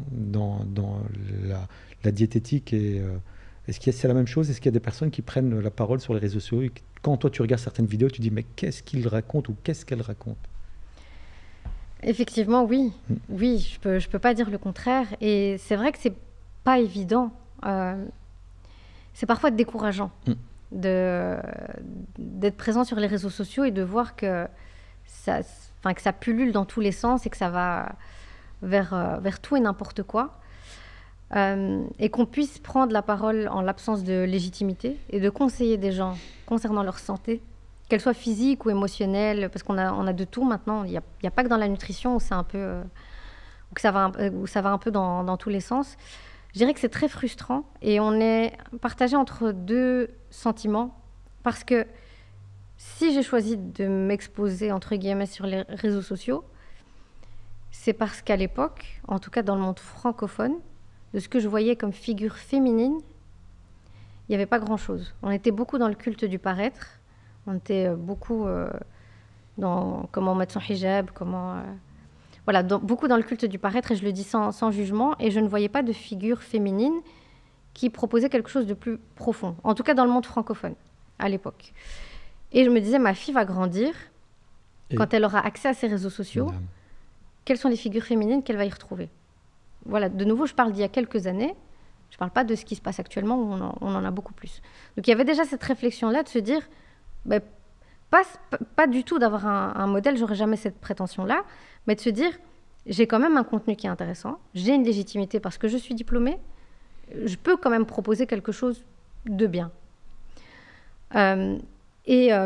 Pour en revenir à cette frustration de la légitimité, c'est de se dire comment est-ce que je me positionne à l'heure d'aujourd'hui par rapport à ça? Est-ce que cette exposition, elle en vaut la peine ou pas? Est-ce que, mieux vaut pas tout simplement s'effacer et laisser la place mais ça peut être problématique aussi. Ça peut être très problématique. Maintenant, moi, j'essaye à chaque fois de faire de la sensibilisation par rapport à ça. J'ai énormément de témoignages de gens qui disent que des proches ont suivi des conseils de X ou Y. Quand je dis X ou Y, c'est même pas pour nommer des personnes du tout, mais c'est juste des retours d'expérience. Ah oui, parce qu'on avait lu sur les réseaux sociaux que faire ceci serait intéressant dans mon cas, et où ça a été absolument catastrophique. Quand je parle de catastrophe, ça peut aller jusqu'au décès de la personne, ce qui n'est pas rien. C'est arrivé, ça? C'est déjà arrivé. Que ce soit sur Facebook ou sur Instagram, des retours de personnes qui disent qu'elles ont suivi les conseils de certaines personnes et où ça s'est avéré être fatal. Et donc, tu conseilles quoi justement à... Déjà, d'être très prudent. Il n'y a pas un organe de contrôle justement qui qui Pas regardent un peu ce assez, qui se fait sur pas assez. Internet et Je qui... sais qu'en France, ils ont pris un petit peu les rênes et qui sont un petit peu dans un contrôle plus poussé de ce qui est diffusé sur les réseaux et dans les professions de médecine alternative aussi, parce qu'il y a, il y a Beaucoup, ouais. aussi il y a du très bon dans la médecine alternative, sinon j'en ferai pas moi-même. Enfin, j'en fais moi-même, donc je vais pas cracher dans la soupe. Mais au-delà de ça, il peut y avoir de tout et du n'importe quoi. Il peut y avoir de la manipulation, il peut y avoir de l'abus de faiblesse. Donc il faut faire très très attention. Donc toujours garder un œil critique. Si la personne que vous avez en face de vous, elle vous parle uniquement de son expérience et elle se base uniquement sur son expérience personnelle pour conseiller des milliers de personnes, il y a quelque chose qui ne va pas. Ouais. Donc ne jamais faire primer l'expérience au détriment de l'expertise. Donc ça, c'est super important. Et toujours aller voir les spécialistes du domaine pour être sûr d'être sur la bonne voie. Tu vis comment justement cette exposition-là? Je reviens un peu à... on te reconnaît dans la rue, tu as l'impression qu'on te regarde dans les restaurants. Je te pose la question parce qu'il y a peut-être nos petits frères et nos petites sœurs qui rêveraient de cela. Et moi, je voudrais que tu leur fasses part plutôt du revers de la médaille. Mmh. Est-ce que c'est... voilà, tu as tes enfants, t'es avec monsieur, vous êtes au restaurant, vous êtes dans un avion ou quoi que ce soit, tu as l'impression qu'on te regarde, qu'on te montre du doigt, non? Alors, moi, j'ai toujours du mal à me définir comme étant quelqu'un de connu parce que voilà, je m'estime pas être connue du tout. À ton niveau, tu as quand même, machallah, à Bruxelles, en France, en Belgique, tu es quand même assez reconnu. Tu as un certain nombre de personnes qui te suivent, tu es assez présente sur YouTube, ainsi de suite. Vu que tu proposes du contenu de qualité, mais donc automatiquement, comment ça se passe dans ta vie de tous les jours? Dans la vie de tous les jours, globalement, ça se passe très très bien. Et je dirais que dans 98% des cas, ça se passe très très bien. Maintenant, effectivement, il y a le revers de la médaille de l'exposition et où j'ai pu être amenée à vivre des petites situations qui ne sont pas forcément agréables. Par exemple en vacances surtout, ouais. ou autre. Et comme on a souvent les mêmes lieux de villégiature avec l'ensemble de la communauté musulmane, forcément on est reconnu. Et c'est pas du tout désagréable d'avoir quelqu'un qui nous salue, qui en plus nous remercie pour le travail qu'on fait, bien au contraire. Tant que c'est pas intrusif. Voilà, tant que c'est pas intrusif. Là où ça peut être dangereux, c'est que ça peut toucher le cœur. Ouais. Ça peut toucher l'ego, ouais. Donc il faut faire très attention à son intention, il faut toujours la retravailler. Vraiment, chaque jour, se demander pourquoi on fait les choses et surtout pour qui est-ce qu'on les fait. Et donc il y a cet aspect-là, faire très attention à son ego. À côté de ça, comment dire, malheureusement, voilà, j'ai eu quelques petites expériences négatives.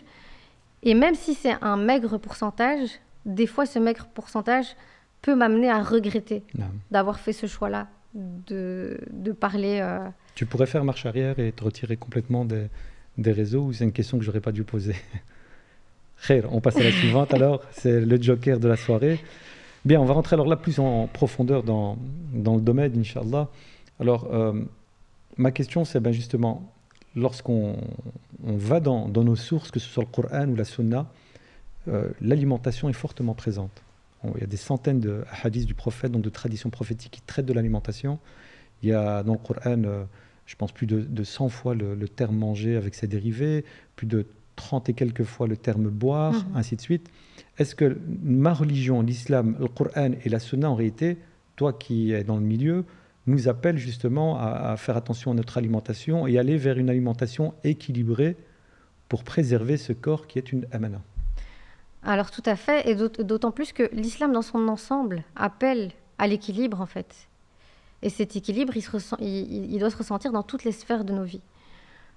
Tout excès est nuisible, tout manque est nuisible aussi. Donc c'est un petit peu la quête du musulman dans sa vie terrestre, c'est de tendre vers ce juste milieu. Et ce juste milieu, il doit aussi se ressentir dans son rapport à l'alimentation. C'est hyper important. Pourquoi, si l'équilibre n'est pas respecté, on risque quoi de tendre, ou plutôt de perdre notre spiritualité, notre relation à Allah, notre relation à la pratique? C'est quoi le souci? Alors, on le voit à travers les différents livres de médecine prophétique, on le voit à travers différents hadiths, on le voit à travers des hadiths de Omar radiallahu anhu, de Aïcha radiallahu anha, où on nous explique clairement que quand le ventre est plein, on néglige les actes d'adoration. Omar ibn al-Khattab radiallahu anhu, il évoque la maîtrise de son ventre. Donc c'est un terme qui est quand même assez fort. C'est-à-dire que si on ne maîtrise pas son ventre, si on n'arrive pas à maîtriser ce simple récipient qu'est son ventre, qu'est-ce qu'on peut être capable de maîtriser dans sa vie de tous les jours. Quand on parle d'équilibre, là on parle bien d'équilibre entre l'âme et le corps, c'est ça, hein? Donc le corps, c'est entre autres l'alimentation. Et donc, entre autres. Voilà, donc si je comprends bien, si le corps n'a pas un certain équilibre, ça risque d'avoir une incidence sur l'âme et donc sur ma relation spirituelle, mon cheminement vers Allah. C'est pour ça que Omar ibn al-Khattab disait de maîtriser... entre autres. Et il y a aussi Ibn al-Qayyim, rahimahullah, qui a établi des degrés en fonction de la nourriture. Donc le degré du besoin, le degré de la suffisance et le degré de l'excès. Et ce qu'il dit par rapport au degré de l'excès, c'est que ça engendre la paresse des organes face aux actes d'adoration. On parle des fois dans certains textes de durcissement du cœur. Donc ça peut même carrément faire durcir le cœur.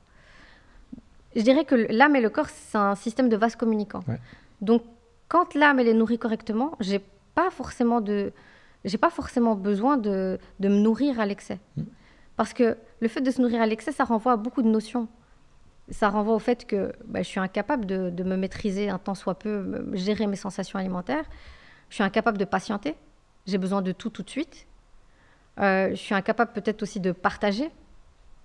Parce que ça me renvoie aussi au hadith de Omar ibn al-Khattab, où il croise une personne qui est obèse et lui dit « Cette part-là, j'aurais préféré la voir chez quelqu'un d'autre. » Donc ce n'est pas une critique directe de l'obésité.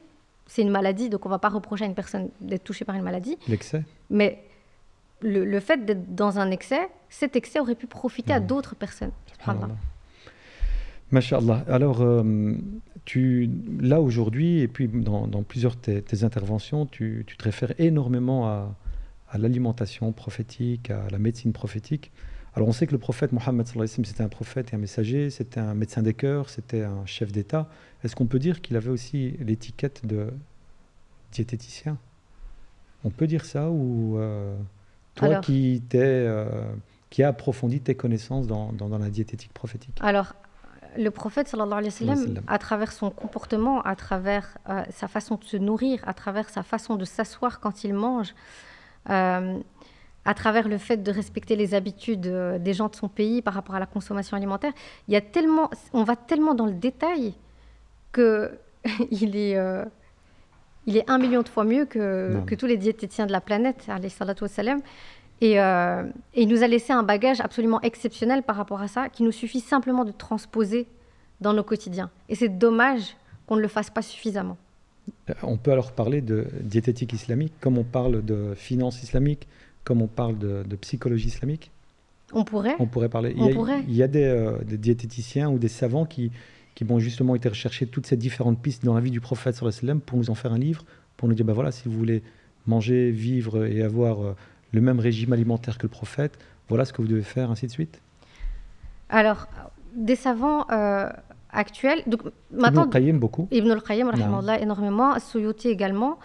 Et ce qui est aussi un petit peu dommage, je trouve, à l'heure actuelle, c'est qu'on n'a plus cette médecine de l'âge d'or des médecins arabo-musulmans de l'époque qui ont développé le système hospitalier, qui ont développé une hygiène incroyable, qui observaient les patients pendant 3 jours, qui restaient à leur chevet pour les prendre dans leur ensemble. Donc avoir une approche dite holistique, globale, très très globale, pour appréhender la personne de la façon la plus adéquate. Aujourd'hui, malheureusement, on morcelle.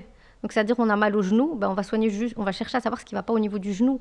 Alors c'est le tout qu'il faudrait... Voilà, ça va pas très bien, pas très bien dans l'intestin. Il faut peut-être aussi se questionner par rapport à sa gestion du stress, à sa gestion des émotions ou autre. Le corps est un tout. Donc il est important de ne pas morceler le corps et vraiment de se questionner par rapport à son état de santé très global en fait. Quand il y a quelque chose qui ne va pas, c'est que peut-être il y a quelque chose ailleurs qui ne va pas non plus.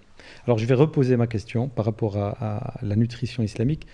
Est-ce que lorsque tu as une patiente ou un patient, on appelle ça patient? Client, patient Moi, je n'arrive pas à appeler ça client. Ok, patient.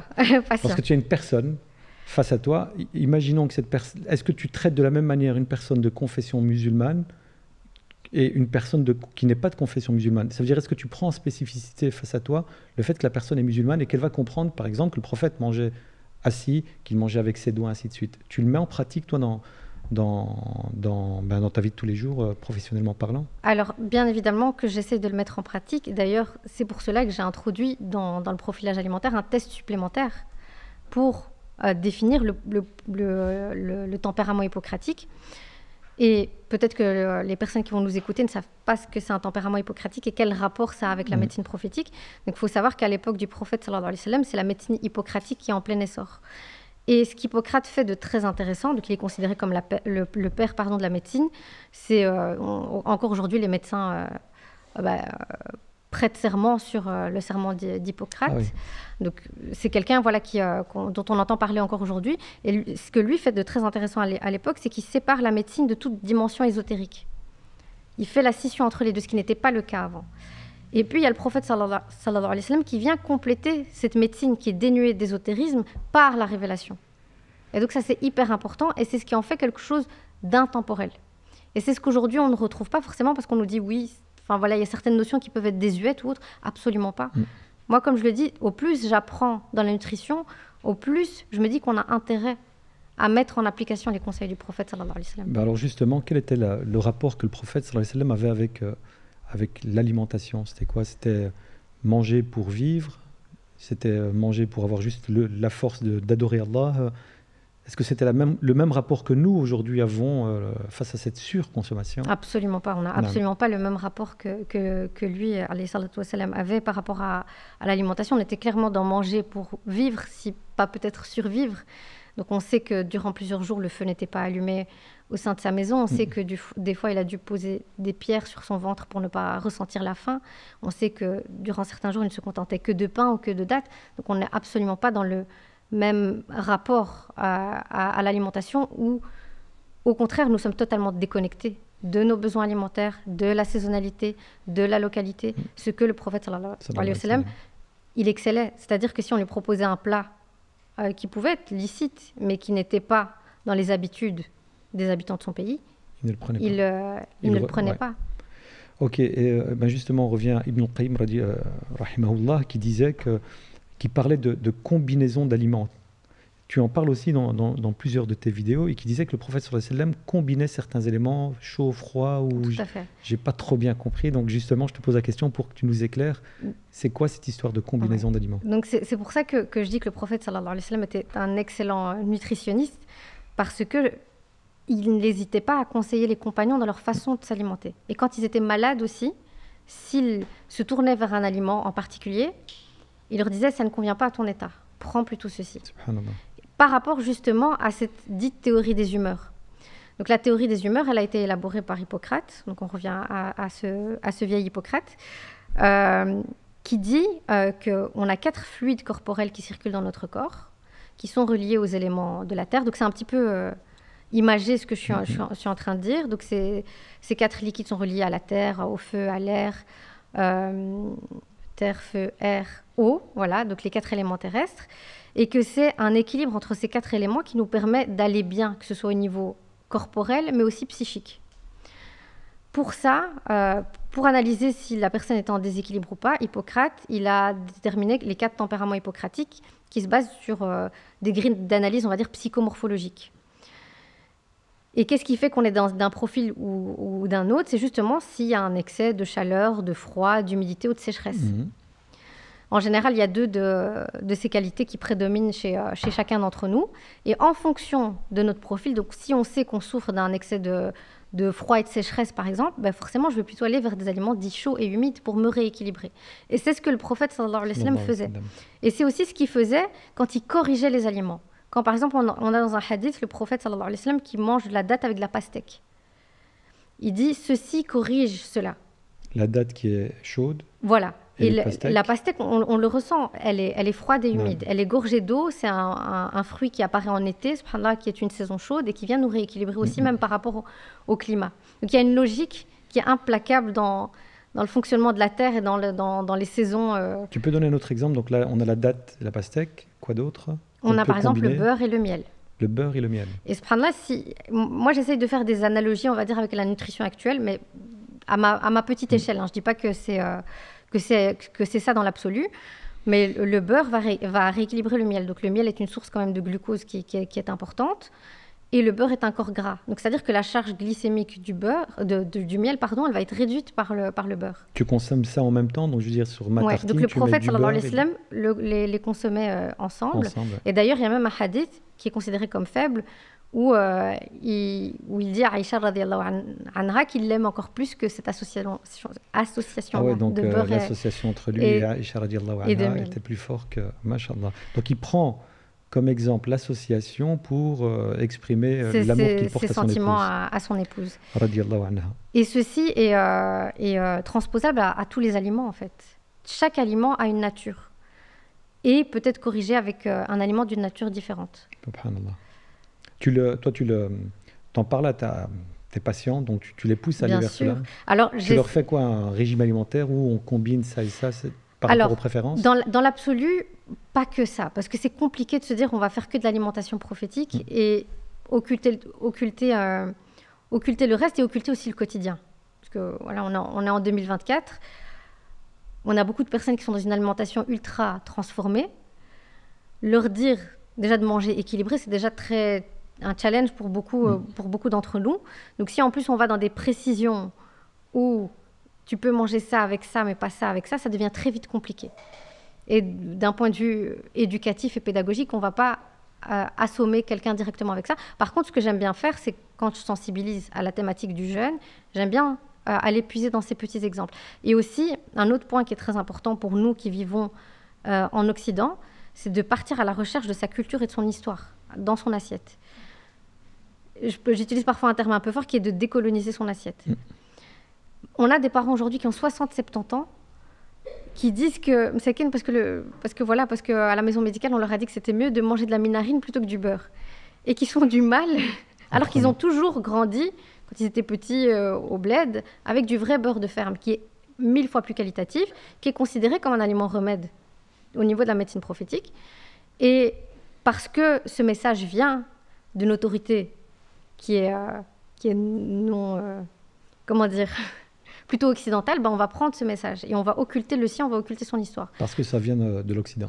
Alors que moi, quand je parle de ces petites associations ou alors des aliments qu'on ne peut pas combiner ensemble, souvent on me dit « Ah tiens, ma grand-mère, elle me le disait souvent au Maroc, le fait de boire du lait après avoir mangé du poisson, des petites choses comme ça qui sont assez réputées en fait au final. » Donc repartez à la recherche de votre culture et de votre histoire parce qu'elle a souvent du sens, et elle vient souvent de quelque part de très très important, qui est la sunna du prophète sallallahu alayhi wa sallam. Justement, et ça permet de reprendre contact avec la sunna du prophète sallallahu alayhi wa sallam, il la revivifier dans notre vie de tous les jours.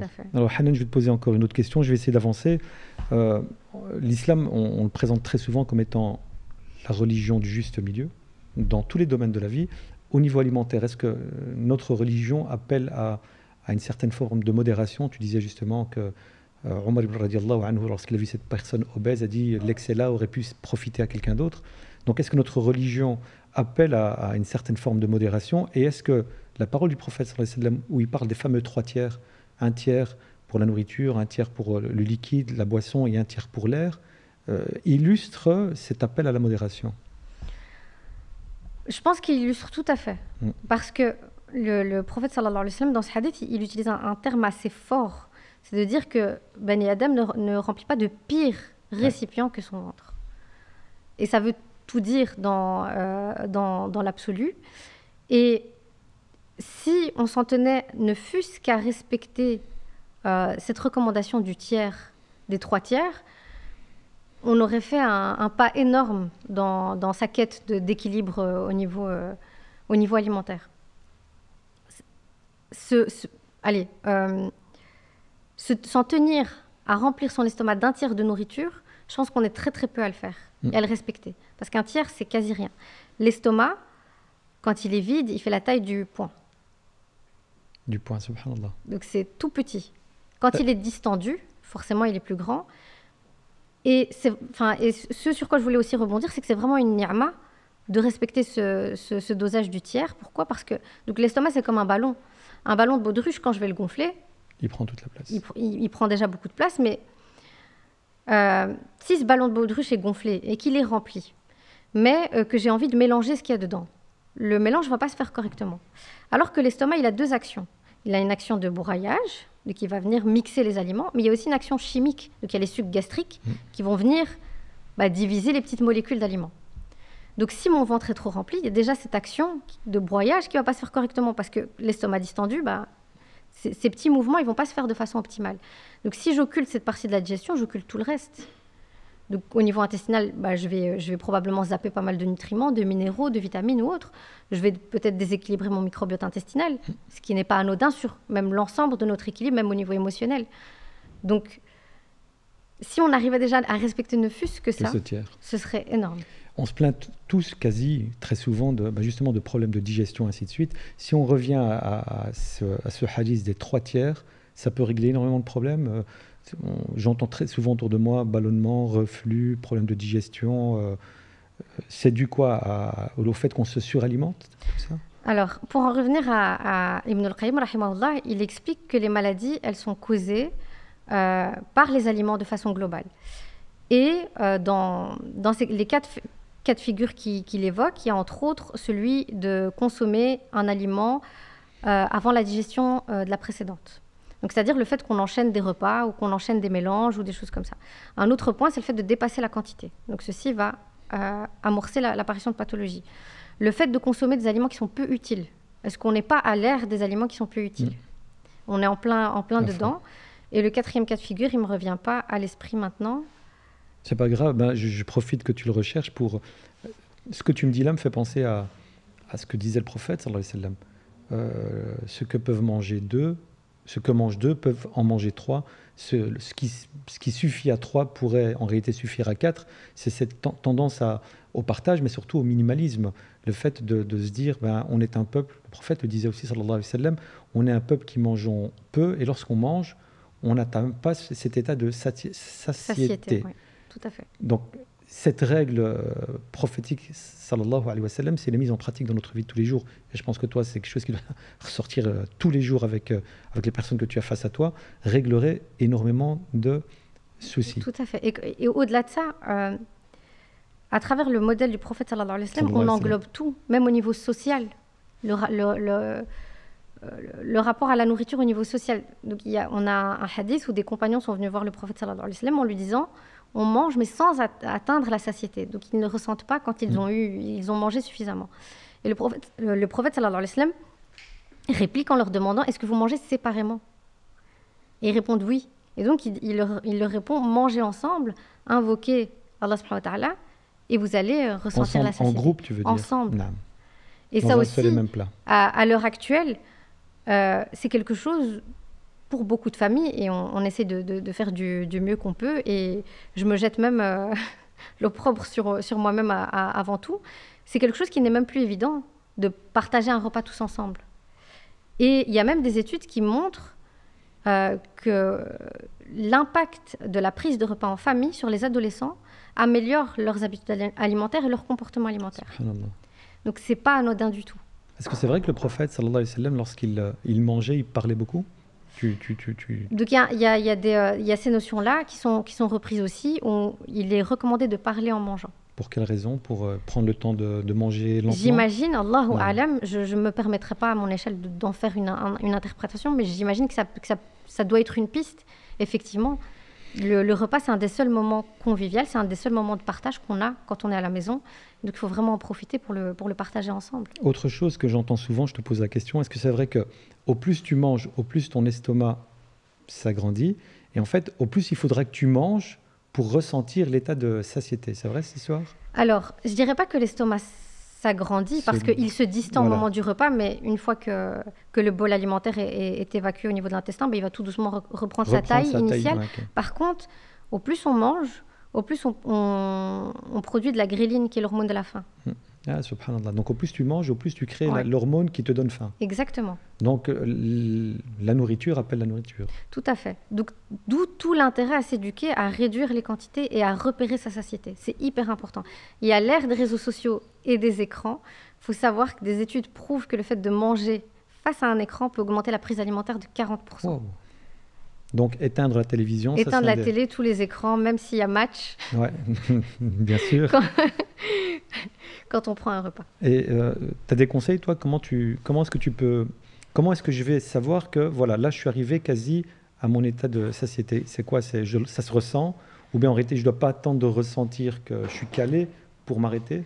Alors justement, je trouve que l'exercice est intéressant déjà de réexpérimenter la faim, avant tout. Donc Ressentir la réapprendre faim. à avoir faim. Des fois, quand je questionne certaines patientes, je dis mais c'est quand que vous avez faim? Mais on est devenu incapable de savoir quand on a Mais faim. parce qu'on n'a pas le temps d'avoir faim. Parce qu'on n'a pas le temps d'avoir faim, parce qu'on peut enchaîner, on Ouais. est à l'ère du snacking. Et on est à l'ère où la société nous pousse à répondre à nos besoins, tout et n'importe comment et à n'importe quand. Donc, il y a aussi ce culte de l'immédiateté qui est exploité par la société dans laquelle on vit. Et on le ressent en fait au niveau de son alimentation. Donc déjà sortir de ça et se questionner en fait quand j'ai envie de manger, est-ce que j'ai réellement envie ou est-ce que j'ai vraiment faim? Donc la faim, c'est un sentiment qui est physiologique, ça vient du corps. Donc il y a des gargouillements, il y a une légère douleur, il y a un sentiment désagréable au niveau de l'estomac qui est ressenti. Ce qui n'est pas forcément le cas quand on a juste envie de manger quelque chose. C'est quoi? C'est manger vraiment en pleine conscience lorsque tu as vraiment besoin de manger et Tout à non pas fait. manger par habitude. Tout à fait. Parce Et on en revient à ces questions de profil et d'individualité. On n'est pas tous faits pour manger 3 fois par jour. Ouais. On n'est pas... Peut-être que certaines personnes se contenteront de 2 repas, d'autres des fois d'un seul. Il y Ouais, a j'ai juste compris. certaines notions qui sont importantes à ce niveau-là. J'appuie quand même là-dessus. Mais d'apprendre à repérer déjà ce sentiment réel, physique de la faim et de l'écouter. Et par rapport à la satiété, c'est les petits conseils un petit peu basiques. Donc manger en pleine conscience, bien mâcher, c'est la première étape de la C'est digestion. vrai C'est qu'on ce doit qui va mâcher permettre, 15 fois avant d'avaler? idéalement, bon, c'est un peu compliqué, mais on essaye de faire au max. Et c'est ce qui va permettre une meilleure communication entre le système nerveux et l'estomac, en fait. Subhanallah. Et d'envoyer ce signal de satiété. Parce qu'aussi, il y a une confusion entre la sensation de satiété et le trop-plein. Souvent, quand je demande c'est quoi la satiété, on va me définir, c'est quand il n'y a plus de place. C'est pas du tout ça. C'est déjà trop tard. Voilà, exactement. Mm. La satiété, elle apparaît dans les 10 minutes qui suivent le début du repas et elle nous signale que c'est bon, certes, c'est très bon, mais j'ai eu assez. Ok. Barakallahu fiki ukhti Hanan. Alors je vais avancer. Je vais te citer quelques habitudes alimentaires du prophète sallallahu alayhi wa sallam. Et je vais te demander de les commenter. Commenter par rapport à ton expérience professionnelle, par rapport à l'avancement des découvertes scientifiques, ainsi de suite, pour essayer de comprendre, tiens, pourquoi le prophète faisait cela et pourquoi ce serait bien que moi je le fasse en mon rituel quotidien. Alors tout d'abord, la posture prophétique. On sait que le prophète sallallahu alayhi wa sallam mangeait assis, avec un genou, en général c'est le genou pied droit, replié, ça venait un peu compresser le ventre. Est-ce que c'était culturellement leur manière de manger, ou en réalité on peut en retirer certaines pistes pour notre vie de tous les jours? Alors tout d'abord, je pense qu'il y a l'extrême humilité du prophète sallallahu alayhi wa sallam qui émerge de ce comportement, on va dire, alimentaire, de cette posture. Qui ne mangeaient pas comme des rois. Voilà, pas manger comme des rois, mais plutôt à la manière de l'esclave, comme il le disait, sallallahu alayhi wa sallam. Il y a ça. Après, on peut partir du postulat que dans cette position, tous les organes digestifs sont alignés, contrairement aux notables de l'époque qui mangeaient de façon allongée, donc, ce qui ne respecte absolument pas la digestion et qui fait énormément de tort. Et au-delà de ça, justement, l'estomac est replié. Donc, ce qui permet d'avoir un sentiment de satiété qui va apparaître plus rapidement. C'est la compression qui fait qu'on le ressent plus rapidement. Tout à fait. Subhanallah. Il y a le fait de manger avec les 3 doigts. Ouais. Donc Ibn al-Qayyim, rahimahullah, il nous explique que ça nous permet de mieux doser, de mieux ajuster les dosages, entre guillemets. Et du coup, si on est avec des bouchées prises avec 3 doigts, on limite les quantités et on réfléchit plus facilement au nombre de bouchées qu'on aura fait. Si on prend avec toute la main, comme c'était le cas à l'époque, on a une moins bonne maîtrise des quantités qui vont être assimilées. Au-delà de ça, Allahu a'lam, ce qu'il faut savoir, c'est qu'on a des bactéries sur les mains et que des bonnes bactéries aussi, donc pas que des mauvaises. Ouais. Et que ça peut être, bien évidemment, après avoir lavé ses mains, on insiste bien là-dessus, ça peut contribuer à ensemencer l'intestin quand ce sont des bonnes bactéries.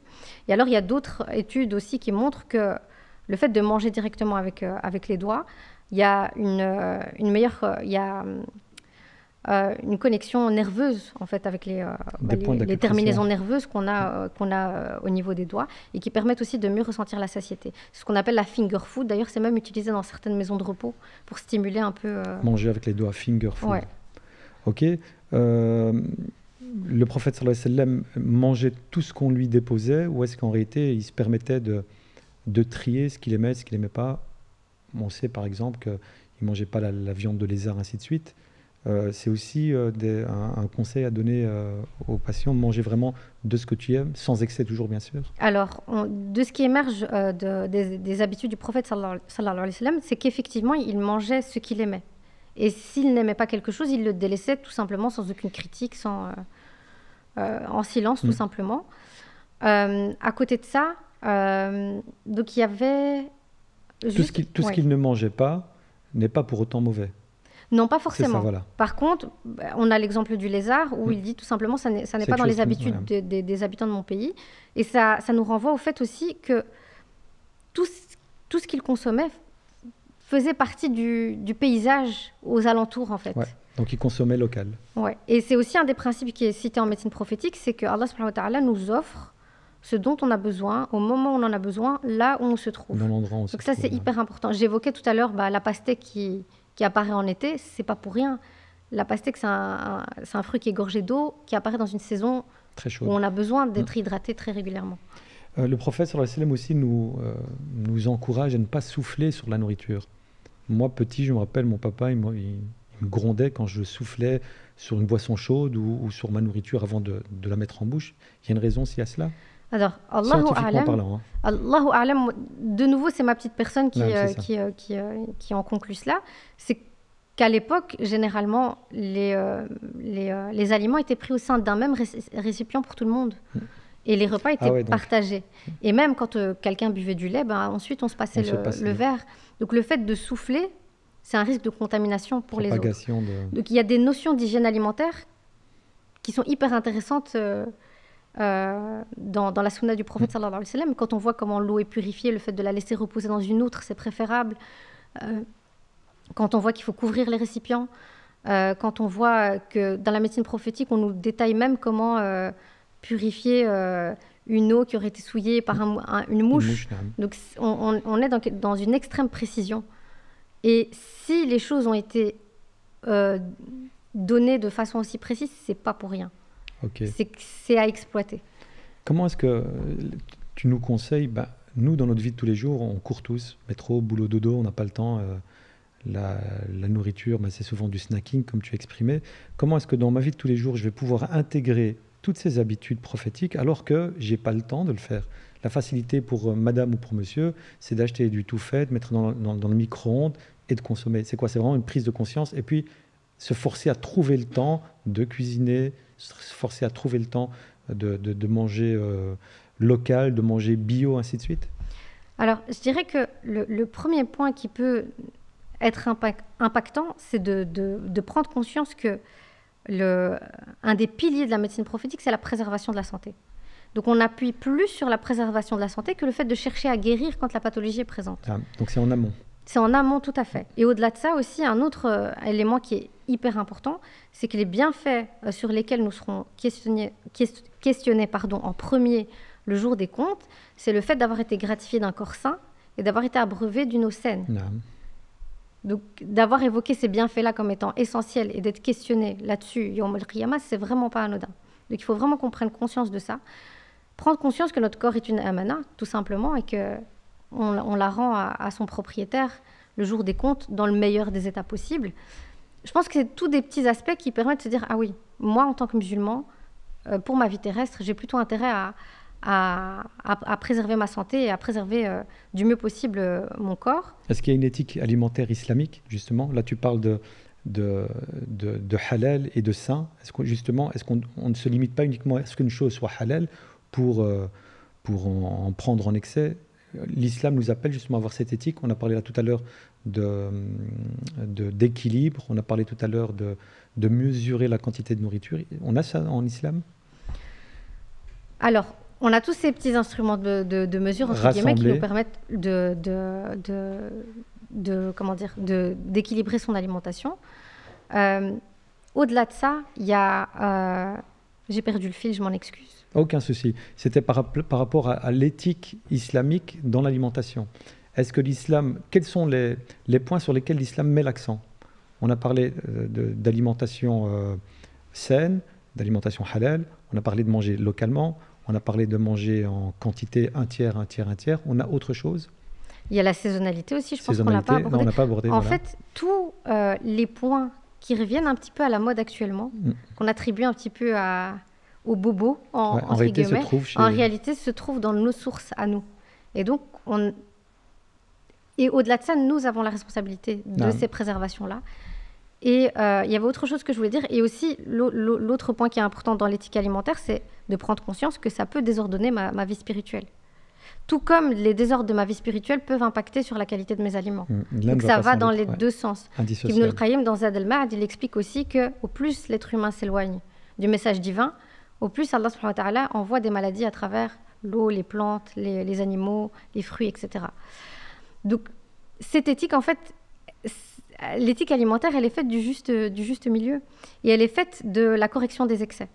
Et cette correction des excès, elle se fait tout comme à travers le jeûne, en fait, tout simplement, parce que le jeûne expie les péchés, mais il permet aussi de purifier son corps. La vie de l'être humain est faite de ça. Elle tend tout le temps entre excès et trop peu. Et trop peu. Et ces excès, on va les corriger par des moments de peu. Que sont le jeûne? Qu'est le jeûne, pardon? Justement, sans transition, on va passer à la question du jeûne. Le prophète, sallallahu alayhi wa sallam, dans sa vie de tous les jours, jeûnait énormément. Jeûnait un jeûne alimentaire, un jeûne de parole aussi. Ibn al-Qayyim, rahimahullah aussi, appelait énormément au jeûne. Les médecins de l'époque soignaient les malades par justement des cures de jeûne. En quoi le jeûne est bénéfique pour notre santé? Alors, le jeûne, il va être bénéfique à différents... Le jeûne religieux et le jeûne diète. Est-ce qu'il y a une différence pour toi ou c'est la même chose? Jeûner du Fajr au Maghreb et jeûner quelques heures par jour, les deux sont bénéfiques? Alors, les deux sont bénéfiques. Néanmoins, moi, je mets la priorité et je mets l'accent sur les avantages du jeûne tel qu'il nous a été prescrit par Allah. C'est quoi le levier foi qui... Il y a non seulement le levier foi, mais peut-être que certains médecins écouteront et ne seront pas contents, mais les horaires aussi. Okay, les horaires aussi. On sait aussi qu'on est dans une période où le jeûne est très à la mode, entre autres le jeûne intermittent. On va en parler justement. Voilà, ou d'autres variétés de jeûne. Et ce que je trouve déjà dommage, c'est de nouveau d'attendre qu'on nous dise ce qu'il faut faire pour le faire, alors qu'Allah subhanahu wa ta'ala nous enjoint à le faire et que la sunna du prophète sallallahu alayhi wa sallam nous enjoint à le faire très régulièrement aussi. Donc pourquoi aller chercher ailleurs ce qui se trouve dans nos propres sources? Et alors, l'autre point qui est hyper intéressant par rapport au jeûne religieux, c'est que le prophète sallallahu alayhi wa sallam nous enjoint à nous différencier en prenant le suhour, en disant qu'il y a une bénédiction dans le suhour. Aussi minime soit-elle. Soit-il voilà, plutôt. Même avec des maigres quantités. Et si on part du principe, normalement, après ici on est peut-être dans des pays où c'est pas trop facile d'avoir ce rythme-là, mais la vie du musulman est censée commencer après le Fajr. Donc c'est-à-dire que le corps humain est en éveil au moment du suhour. Et c'est à ce moment-là où le corps va produire du cortisol. Donc il va y avoir une production optimale de cortisol. C'est le moment où la thyroïde va se mettre en route. C'est le moment où nos glandes surrénales vont se mettre en action aussi. Donc tout démarre. Donc s'il n'y a pas de repas qui est pris à ce moment-là, on n'apporte pas le bagage au corps que pour produire les hormones de façon efficace. C'est le moment aussi où on va produire la dopamine, par exemple, qui est l'hormone, on va dire, de la prise d'initiative, de passage à l'action, de la mémoire aussi. Donc si ma production de dopamine n'est pas optimale dans les premières heures suivant le réveil, ça ne le fait pas non plus. Et ça ne passe que par l'alimentation? Ceci? Ouais, ceci. Non, il y a d'autres choses qui peuvent stimuler la dopamine. Je veux dire par là, non, le cortisol, ainsi de suite. Ceux qui se réveillent le matin et qui ne prennent pas de petit déjeuner, qui ne mangent pas, qui attendent 4, 5, 6 heures plus tard pour commencer à s'alimenter. Alors, tout à fait, ça peut perturber la production de cortisol, ça peut affecter le fonctionnement de la thyroïde. Et on a, justement, avec tout cet essor du jeûne intermittent, où énormément de personnes le font, on a pas mal de femmes chez qui ça a provoqué des déséquilibres. Tu le conseilles, toi, justement, le jeûne intermittent, mais dont le premier repas sera très tard dans la matinée? Pas vraiment. Alors, je vais le recommander dans certains cas. Par exemple, chez des personnes qui n'ont vraiment aucune structure au niveau alimentaire, où c'est vraiment le chaos le plus total. Donc, vraiment, pour amorcer le changement, on va structurer par des horaires. Mais c'est vraiment juste pour structurer. Alors, le jeûne intermittent a des bienfaits, je ne vais pas le mentir. Il y a énormément d'études qui en parlent. Néanmoins, je trouve qu'on peut vraiment y greffer notre jeûne spirituel à nous. et le faire en fonction de nos horaires, ce qui va venir stimuler le fonctionnement hormonal. Ok, barakallahu fiki, on revient vers le jeûne, je reste dans le jeûne. Les bienfaits du jeûne sur le corps humain, alors c'est quoi? C'est juste la perte de poids? Ou en réalité, sans qu'on s'en rende compte, il y a plein de choses qui sont bénéfiques? Donc on a une régulation de la glycémie, on a une baisse du taux Régulation de la glycémie, c'est donc le taux de sucre dans le sang? Voilà, le taux de sucre dans le sang qui va être beaucoup plus régulier. C'est bon pour ceux qui ont diabétique? Alors ça dépend du type de diabète. Ah, okay. Ça dépend si le diabète est équilibré ou déséquilibré. En général, quand il est équilibré de type 2, le médecin l'autorise parfaitement. Ça peut réguler la tension, ça peut réguler le taux de triglycérides qui va s'abaisser comme le taux de cholestérol. Ça peut favoriser l'élimination des dépôts d'acide urique, donc pour les personnes qui souffrent de gouttes. Ça peut améliorer les réactions anti-inflammatoires de l'organisme. Ça améliore la production de sérotonine, de dopamine, comme je le citais tout à l'heure. L'hypertension? L'hypertension, ça va réguler la tension aussi. Ça améliore le fonctionnement du système immunitaire parce que dans les premiers jours de jeûne, on a une espèce d'autophagie. Donc, c'est-à-dire que le corps va aller éliminer toutes les cellules qui sont un petit peu abîmées, les facteurs immunitaires qui sont plus trop en bon état de fonctionnement et renouveler tout ça. Tu conseilles, toi, aux personnes, par exemple, qui... moi, j'avais le cas avec ma mère, Allah yarhamha, qui, lorsqu'elle faisait une chimiothérapie, jeûnait juste avant la chimio, pendant la chimio et après la chimio. Est-ce que vraiment le jeûne à ce moment-là soulage les effets négatifs de la chimio? Et est-ce que la chimio, c'est la deuxième question, est-ce que le jeûne plutôt peut avoir un effet bénéfique sur toutes ces maladies fort présentes aujourd'hui, dont le cancer? Alors, par rapport à la chimiothérapie, je dirais que tout dépend de l'état, de la vitalité de la personne. Si c'est une personne qui est épuisée par sa pathologie, jeûner, ça va peut-être encore plus la fatiguer. Néanmoins, si elle a les capacités, il y a des études qui prouvent que le fait de jeûner dans les 48 heures qui précèdent la séance de chimio permet de préserver les cellules saines. Ce que la chimio à elle seule ne fait pas, malheureusement. Donc, elle va attaquer les cellules malades, mais malheureusement les cellules saines aussi. Donc, jeûner les 48 heures qui précèdent peut être extrêmement bénéfique. Ok. Et jeûne et cancer? Alors, jeûne et cancer, pareil. C'est au cas par cas. On nous dit souvent, et je ne sais pas si c'est juste une légende, c'est que quand tu jeûnes, il y a le phénomène d'autophagie qui se lance. Tout à fait. Et le corps va en premier s'attaquer aux cellules malades, donc cancéreuses. C'est vrai ça ou c'est juste une légende? Alors, Allahu a'lam, il y a des hypothèses qui valident, on va dire, ceci. Maintenant, pareil, en fonction de la vitalité de la personne, si elle est épuisée, on ne tente pas. Et toujours avec l'aval en fait de son médecin. Mais ça peut être extrêmement bénéfique, bien évidemment, en respectant le reste des traitements. Très bien, barakallahu fiki. Alors on a parlé de sahur, repas du soir en fin de journée lorsqu'on a jeûné, que ce soit Ramadan, que ce soit, là on est en plein les 10 jours de Dhul Hijjah, le lundi, le jeudi. Ce repas du soir, tu le conseilles comment? Sucré, salé, shabakia, harira? Alors, pareil, moi j'aime bien essayer qu'on s'inspire tous du modèle prophétique pour cadrer et structurer notre journée de jeûne. Comment est-ce qu'il justement rompait son jeûne? Le prophète sallallahu alayhi wa sallam rompait son jeûne préférentiellement avec des dattes. S'il n'en trouvait pas, c'était avec de l'eau, puis il effectuait sa prière.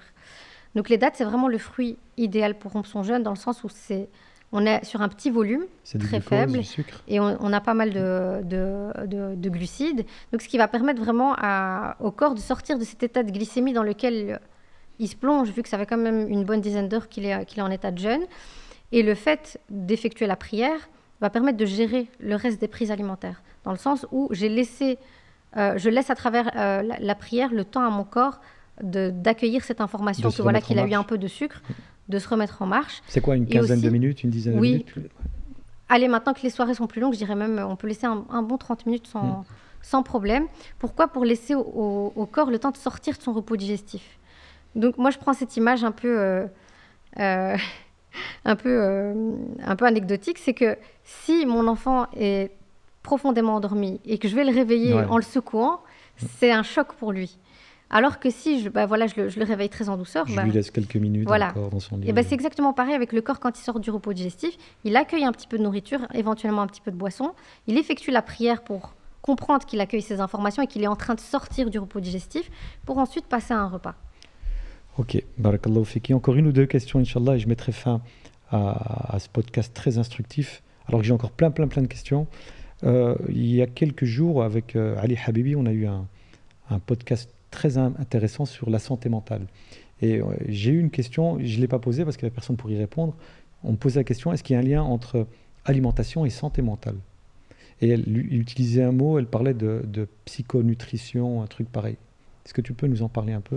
Alors, il y a clairement un lien entre alimentation et santé mentale. Pourquoi? Parce que notre cerveau est lui-même un des organes qui consomme le plus de notre ration énergétique dans la journée. Donc, à lui seul, cet organe, il va consommer 20%. C'est un organe qui est gras, donc qui est riche en graisse. Donc, si on ne lui apporte pas aussi un apport optimal en acides gras, on peut perturber son fonctionnement. On sait qu'un faible taux de cholestérol, par exemple, donc un faible apport alimentaire en cholestérol, en bon cholestérol entre guillemets, peut augmenter le risque, les tentatives de suicide. Subhanallah. Donc ça, c'est une étude universitaire ici en Belgique. Donc c'est vraiment pas anodin. Au-delà de ça, on sait aussi aujourd'hui qu'on a un deuxième cerveau qui est l'intestin. Ouais. C'est pas pour rien que dans toutes les médecines ancestrales et aussi en médecine prophétique, on dit que l'estomac, le système digestif, est le siège de la maladie. Donc c'est le siège de tous les déséquilibres. On sait aujourd'hui qu'il y a des milliards de neurones dans notre système digestif. On sait que 90% de la sérotonine, l'hormone du bien-être, est produite par notre intestin. Donc, c'est-à-dire que si je mange mal, forcément, mon microbiote intestinal est déséquilibré. Donc, par effet boule de neige. Et cette connexion, parce qu'il y a une connexion directe entre le système nerveux dit entérique, donc intestinal avec le système nerveux central, est perturbée, d'office, mon humeur va être perturbée. Et il y a plein de carences, même au niveau micronutritionnel, qui montrent qu'on peut développer des symptômes dépressifs légers à modérés, etc. Barakallahu fiki, Ukhti Hanan. On va mettre fin, Inch'Allah, à ce podcast. Alors, on a une habitude dans le podcast, c'est que je demande chaque fois à mon invité, avant de conclure, qu'il s'adresse directement au public, ici avec la caméra qui est juste derrière moi. Et je te laisse en fait libre de transmettre l'info qui te semble, toi, importante à leur donner par rapport à l'alimentation de tous les jours. Si tu devais résumer tout ce que tu as dit en quelques mots. Ah, c'est difficile ça. C'est vraiment pas facile. Juste ici à droite. Je les inviterais à être à l'écoute de leur corps et de leurs sensations alimentaires et à explorer en fait tout simplement la sunna du prophète sallallahu alayhi wa sallam et à explorer dans le Coran en fait tous les versets qui parlent d'alimentation, qui parlent de boissons, qui parlent de fruits, qui parlent de légumes, qui parlent des merveilles de la nature aussi, de méditer sur ces aspects-là pour trouver la réflexion et l'inspiration nécessaire que pour pouvoir en faire émerger une attitude alimentaire beaucoup plus éthique, qui respecte non seulement son corps, qui respecte également la terre et la nature. Barakallahu fiki. La terre et la nature, tu l'as souvent répété. C'est important pour toi, mashallah? J'ai répété en plus la terre et la nature. C'est important pour toi, l'environnement? C'est important parce que c'est un tout, comme j'avais repris dans mon guide pour un ramadan sain.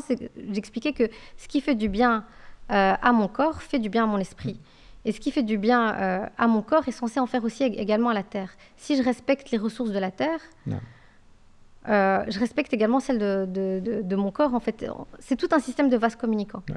Ça me fait penser à ce que nous disait justement le frère Talal Lahlou il y a quelques jours ici à ta place. Il nous disait que annuellement, on produit à manger pour 12 milliards de personnes. Tout à fait. Alors qu'on est 8 milliards et qu'il y a quasi 1 milliard de personnes sur Terre qui ont faim. Donc ça prouve qu'il y a un déséquilibre quelque part. Et ce déséquilibre, c'est qu'on ne prenne pas en considération ce que la Terre peut produire. Tout à fait. Et puis la demande qui vient face à ça. Barakallahu fiki, Ukhti Hanan. Une dernière question, tu me le permets? Okay. Petit conseil pour nos étudiants, justement, qui là sont en plein blocus examen, qui doivent mémoriser des dizaines, si pas des centaines de feuilles. Est-ce qu'il y a un régime alimentaire adapté aux étudiants pendant la période d'examen? Alors, pour nos étudiants, les petits conseils que je pourrais leur donner comme ça assez rapidement, c'est déjà de respecter les rythmes de leur corps. Donc avoir un rythme de sommeil, je dirais même, c'est primordial pour leur permettre de récupérer, d'être en forme et d'assimiler toute la matière. Encore plus dormir. Pas encore plus dormir, mais dormir les nuits blanches, etc., ça sert à rien. Ça sert à rien. Donc d'optimiser la qualité de son sommeil, de dormir dans le noir total, de s'accorder des moments de pause en dehors du lieu où ils étudient. C'est super important aussi de ne pas manger dans l'endroit où ils étudient. Donc d'en faire vraiment une pause où ils émergent de leur chambre ou de la bibliothèque pour sortir un petit peu de leur cocon et s'aérer un petit peu l'esprit, même au niveau social, discuter, échanger. À côté de ça, et d'essayer d'avoir un petit déjeuner qui soit protéiné et gras parce que ça va venir optimiser et booster leurs compétences, d'avoir des repas qui soient le plus équilibrés possible, avec des féculents complets pour qu'ils aient une régulation aussi au niveau de la glycémie, avec d'excellentes graisses, donc notamment avec des poissons gras, de l'huile d'olive, de l'huile de noix, des oléagineuses ou autres, pour huiler les connexions cérébrales, comme j'aime bien le dire. Et à côté de ça, ils peuvent aussi se supplémenter en vitamines du groupe B, en vitamine D, en magnésium pour mieux gérer leur stress, et des petites choses comme ça, bien s'hydrater également, et avoir une petite pause sucrée vers 16-17 heures, avec soit des fruits secs. Et s'il y a un aliment qu'ils devraient éviter au maximum c'est quoi, c'est les sucrés Alors, vu que ce sont des étudiants et des jeunes, je dirais les boissons énergisantes, parce que c'est une catastrophe. On entend souvent ça. Et on commence à avoir pas mal de dégâts.